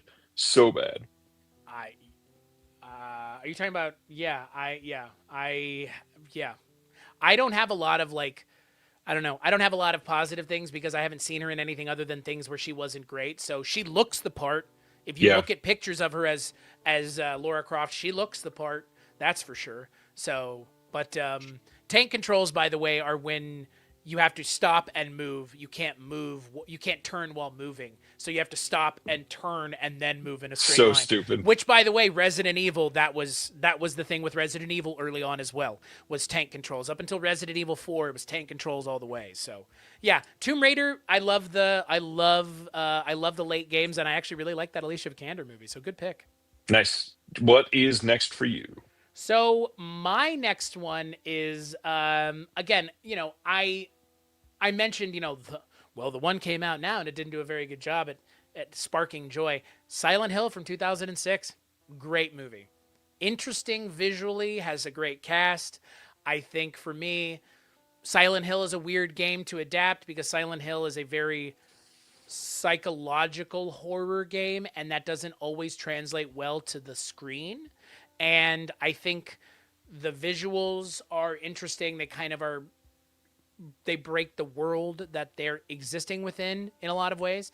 But Yeah. Silent Hill, I like that movie. I'm a Sean Bean guy too. He's not in it enough, but I like it. I was really disappointed to learn that the direct sequel that has come out now, is not good. And it's directed by Christoph Gans, who directed the original. He came back to this franchise. So I was disappointed more than most people might have been to learn that the new Silent Hill movie is not good. So Silent Hill from 2006, have you seen it?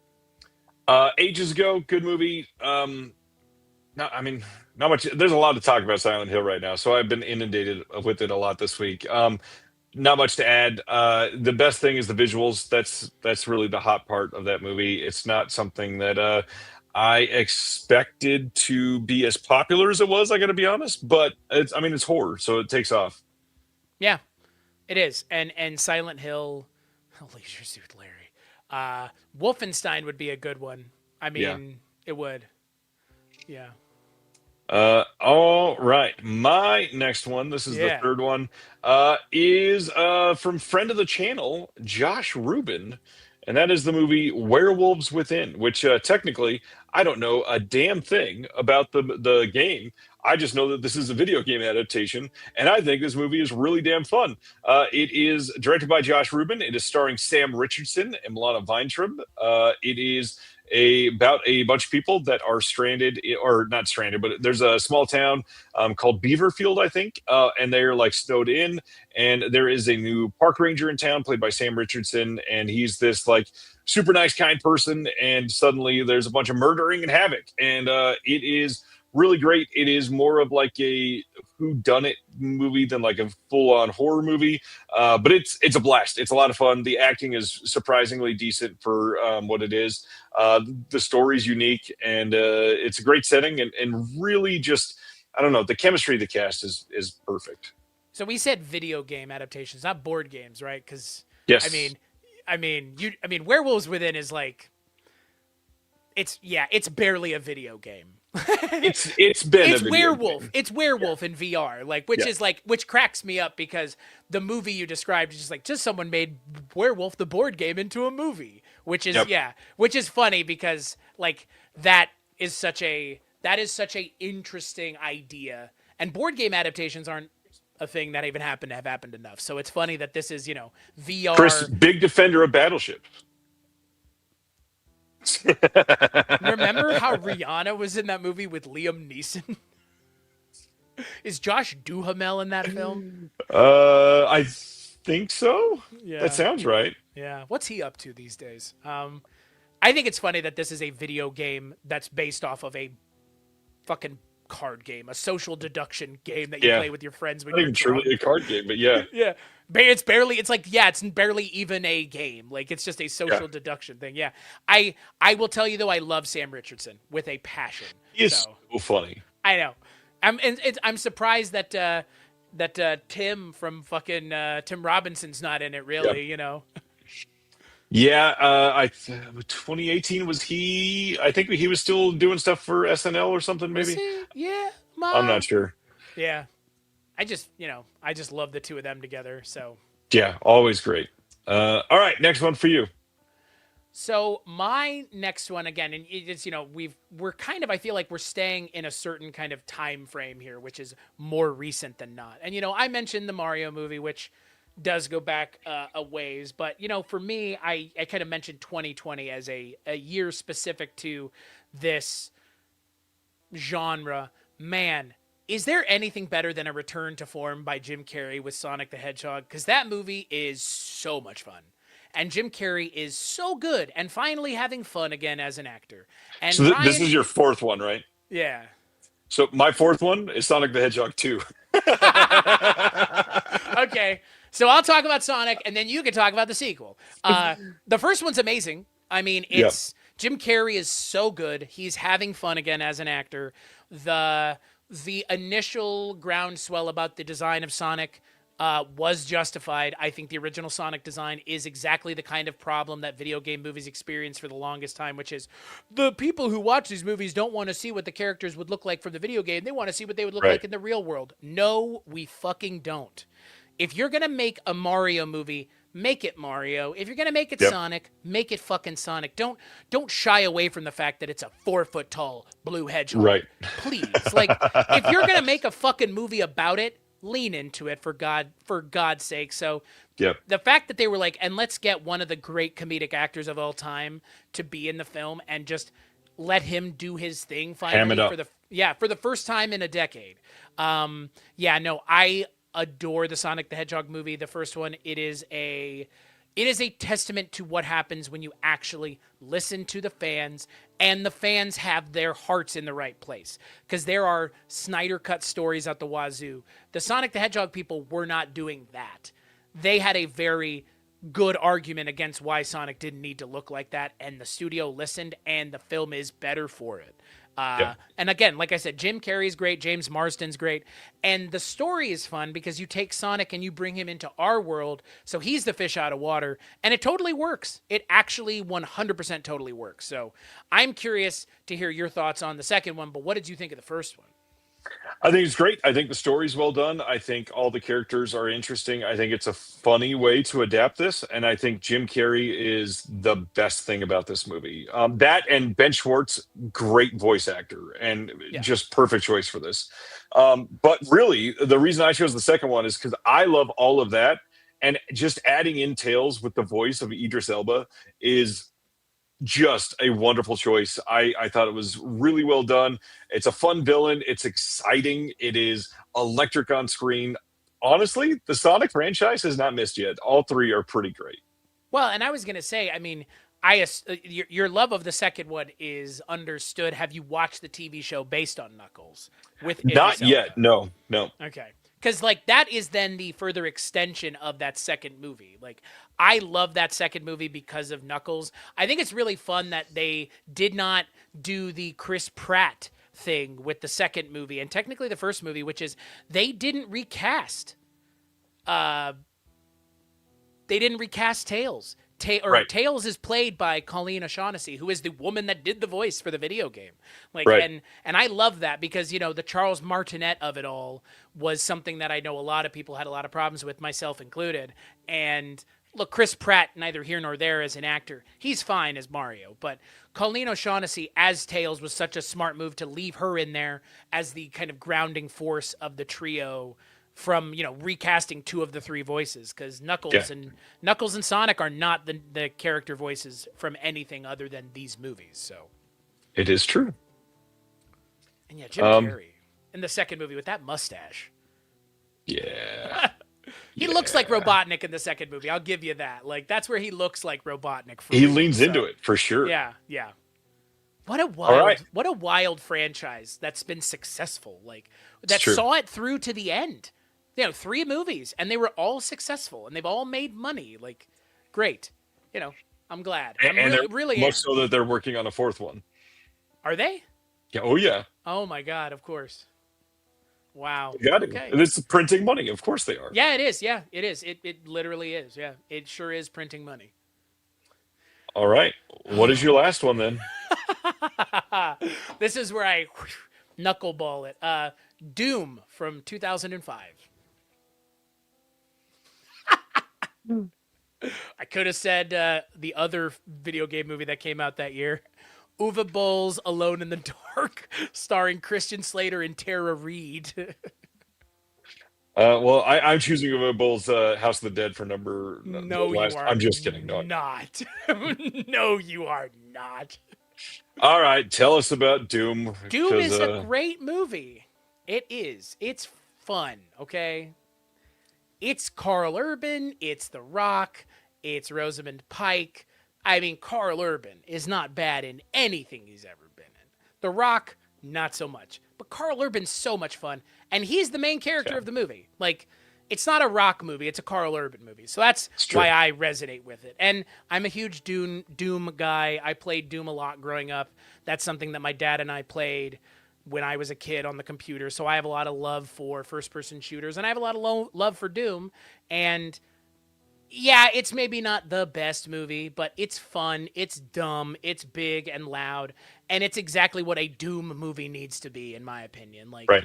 Doom is a franchise that wears its influences on its sleeve. It's heavy metal, it's hardcore. You're ripping demons apart and ripping their eyeballs out and jamming their horns into their mouths and all sorts of vile things. So Doom probably hasn't been adapted to the fullest extent it needs to be. Maybe Astron 6 could adapt Doom and turn it into something truly like Psycho Gorman, the Void level of body horror and rip and tear and, pulling demons apart. But this checks enough of the boxes for me as a fan of the franchise to say, check it out. The sequel is just a mess. So, don't watch Doom Annihilation, but the Doom film from 2005 I think is fun. I gotta be honest, I barely remember this movie. Carl Urban's great. I will agree with that. I need to see it again. Well, I probably don't need to see it again, but Yeah, you do. Yeah, you have a one. flight to Seattle tomorrow. You could watch it on the plane. I got stuff to do. That doesn't involve this. It's true. One movie that I think I could give you 150 chances, and you'd never know what I was about to say. I am excited because I don't think you've seen this movie. In fact, I'm fairly certain you haven't. My movie is from 2019. It is a Taiwanese psychological horror movie called Detention. Detention is basically a sort of similar movie to Silent Hill in a few ways, especially in a lot of the visuals. But this is a movie that is set during 1962, during the White Terror period. And it's about two of the students that are sort of stuck in their high school at night and trying to find a missing teacher. And it's this weird mix of like surreal psychological horror and some awkward situations that you don't really know what's happening, but the undercurrent of what it sounds like is happening just makes you feel gross. And then you get some scenes of true like visceral disgust and terror. And I love this movie. This movie is one of the first movies that I watched that made me like deep dive research for a week afterwards, because I realized I'm just an ignorant American and I know nothing about the White Terror period in Taiwan. Looked it up and was appalled, and immediately had to go read like a whole bunch of shit about it. Love this movie. Everybody needs to see it. It got a physical media release here in the US from one of the OCN partner labels. Check out Detention from 2019. I have heard of it. I have not seen it. So half It's of the equation. better than it could have been. Yeah. That's right. I have an interesting question to round this episode out. What, in your opinion, is the worst video game adaptation that you have seen? Because that's the thing here, right? Like, the fact that the ones we talked about are good is kind of the outlier in this argument. That's been the whole argument about video game adaptations. Right. Is none of them have been good, and now in the last 5-6 years, we've been getting good video game adaptations. So, by your approximation, what's the worst one? Because I have an answer, and I think it's an answer that's going to come from the same place of a lot of people. Because the promise was there. The director, I think, could have been interesting, and it ended up just being a complete and utter mess, which I have seen even. I wouldn't comment on any of these if I hadn't seen them. It is a movie that I am genuinely appalled by in a lot of ways, but I'm curious if you have an answer. Scrolling through one of the lists real quick, I think the only one that I can say that fits everything that you just said that I've seen made by somebody that could be interesting, that is truly appalling, is DOA, Dead or Alive. Oh, okay. I went with Borderlands. See, I've never seen Borderlands actually. Yeah, Borderlands is really an affront to both fans of the video game, which are many. It is a very popular video game franchise. Obviously, unpopular franchises do not get adapted. But Eli Roth could have been an interesting director because he's a very subversive guy who kind of has his finger on the pulse of things. It is a really bad movie. And yeah, like, I don't know why he adapted it. I don't know what they were thinking. I don't know why Jamie Lee Curtis's just like breasts are out the entire film, more or less. It's a strange movie. It has, again, it is the example that proves the rule of Jack Black being good in video game movies, because he's also in it as Claptrap, and he can't save it. Cate Blanchett should never have been in that movie. Kevin Hart is in that movie. Like, Yeah. I don't understand whatsoever whose idea. Gina who thought Gershon. Gina Gershon, also her breasts are just hanging out in the movie. I'm not like, if you've seen the movie, you know what I'm talking about. Like, there is just a lot of like weird cleavage in the movie that just seems completely unnecessary. And it's like, Eli Roth, what are you doing? Like, I don't know. I didn't understand the reasoning behind it. I didn't understand why anyone went and saw it. And by all approximations, nobody did. So Yeah, I get it. I've never played Borderlands, so I don't have the affinity for it. I know everybody that did seem to hate the fucking movie, so that's a good answer. If Erica's watching, she's gonna be very happy that you talked down about Eli Roth because she hates him. yeah, I'm not a fan of his either, like, whatsoever. I think that Eli Roth has a lot of positive things he's done for the film community, but there's also a lot of stuff where I'm like, Eli, like, I'm just not. I don't vibe with you, man. Yeah, He's directing a movie called Ice Cream Man this year. I can't wait to see it. Yeah, Sounds so eager for it. interesting. And then hopefully the Thanksgiving sequel here soon too. I enjoyed it. I enjoyed that Thanksgiving. Like, that was the thing. Eli Roth for me, like, I went from Thanksgiving, which I loved. Speaking of the grindhouse of all of this, Yeah. to go all the way back to what we were talking about at the opening of the show, like, that movie's amazing. It's so much fun. It's way better than it has any right to be. And then he makes Borderlands. Like, what? Like, that was Yeah. such a return to form for me with Eli Roth. And then, like, he just, like, went and just, like, soured all of it with a really lackluster attempt at a video game adaptation. I think video game adaptations are very hard. Like, Yeah. I don't think they're easy. And I think for me, like, as someone who loves video games, I think it's best to be long form with it. Like Fallout, I know some people don't like it, but Fallout as a TV show is great. Last of Us was great. They're making a God of War TV show. That Halo show wasn't as terrible as it could have been. There's a lot of options out there to adapt video games. I don't think film is the best way to do it. Film as in a movie. I think TV is the best way to do it. So Understandable. Totally get that. This has been a fun conversation. yeah, I think so. But it's a shame Thanks we for never hanging got out. to do it on Film Foundations. Yeah, that was one of the plans for sure. Speaking of film foundations, pick a show. Tell everybody about one of the shows on Weirding Way Media that's not a Chris Stachiw podcast. God, there are so many. The Projection Booth is obviously the big one. That's Mike White's show where he talks about movies once, sometimes 2 or even 3 times a week, covering all genres, new, old, mostly things that you probably are less familiar with. They're, less mainstream stuff, which is why I love Mike's show. Midnight Viewing is also great. That's Father Malone's horror anthology show where he covers horror anthology series of shows. Feminine Critique is great. Emily Intraravia, excuse me. Her show is fantastic. Mike has been on there a couple times. She always does some really interesting coverage around the holidays with covering like Hallmark movies. And I think last year she covered that Christmas in Connecticut film, which has Chevy Chase. And then the big one, the award-winning one, 80s TV Ladies, which is hosted by Susan Lambert and Sharon Johnson. They talk about 80s TV shows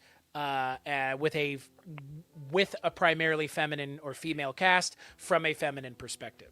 So those are the shows that I would, preach the praises of. So Film Foundations, though, was a fun time. Last time I was on here, we were talking about the show being kiboshed. So I guess we stuck to it, Ryan. We have not done an episode since then, and No. this seemingly probably won't be happening anytime soon at this point. No, unfortunately, it would seem that way. Yes. Unfortunately, but also fortunately. Thanks for hanging out tonight. Been a good show. Glad you were here. Glad to Yeah. talk Thank to you you for more. having me. Always. Everybody, see y'all next Thursday. It's of course the first day Thursday of the month, which means the good doctor will be here next week, Chris. I'm disappointed that he's not here now with us. He's probably that we all know that West Coast elite's probably in bed with a nice West Coast elite. well, he's a West Coast elite in an East Coast body. Yes. He's probably in bed right now with a warm glass of milk with his nightcap on, sitting in bed reading something more interesting than either one of us could ever imagine. So That's a shout out, Will. Good night. Thanks everybody. We'll see you next Thursday. Stay safe out there. And as usual, fuck guys. Thank you for watching The Disconnected. On the way out, make sure that you are subscribed to the channel, that you've liked the video, and that you've copied the link to be able to share it with someone else that may appreciate this.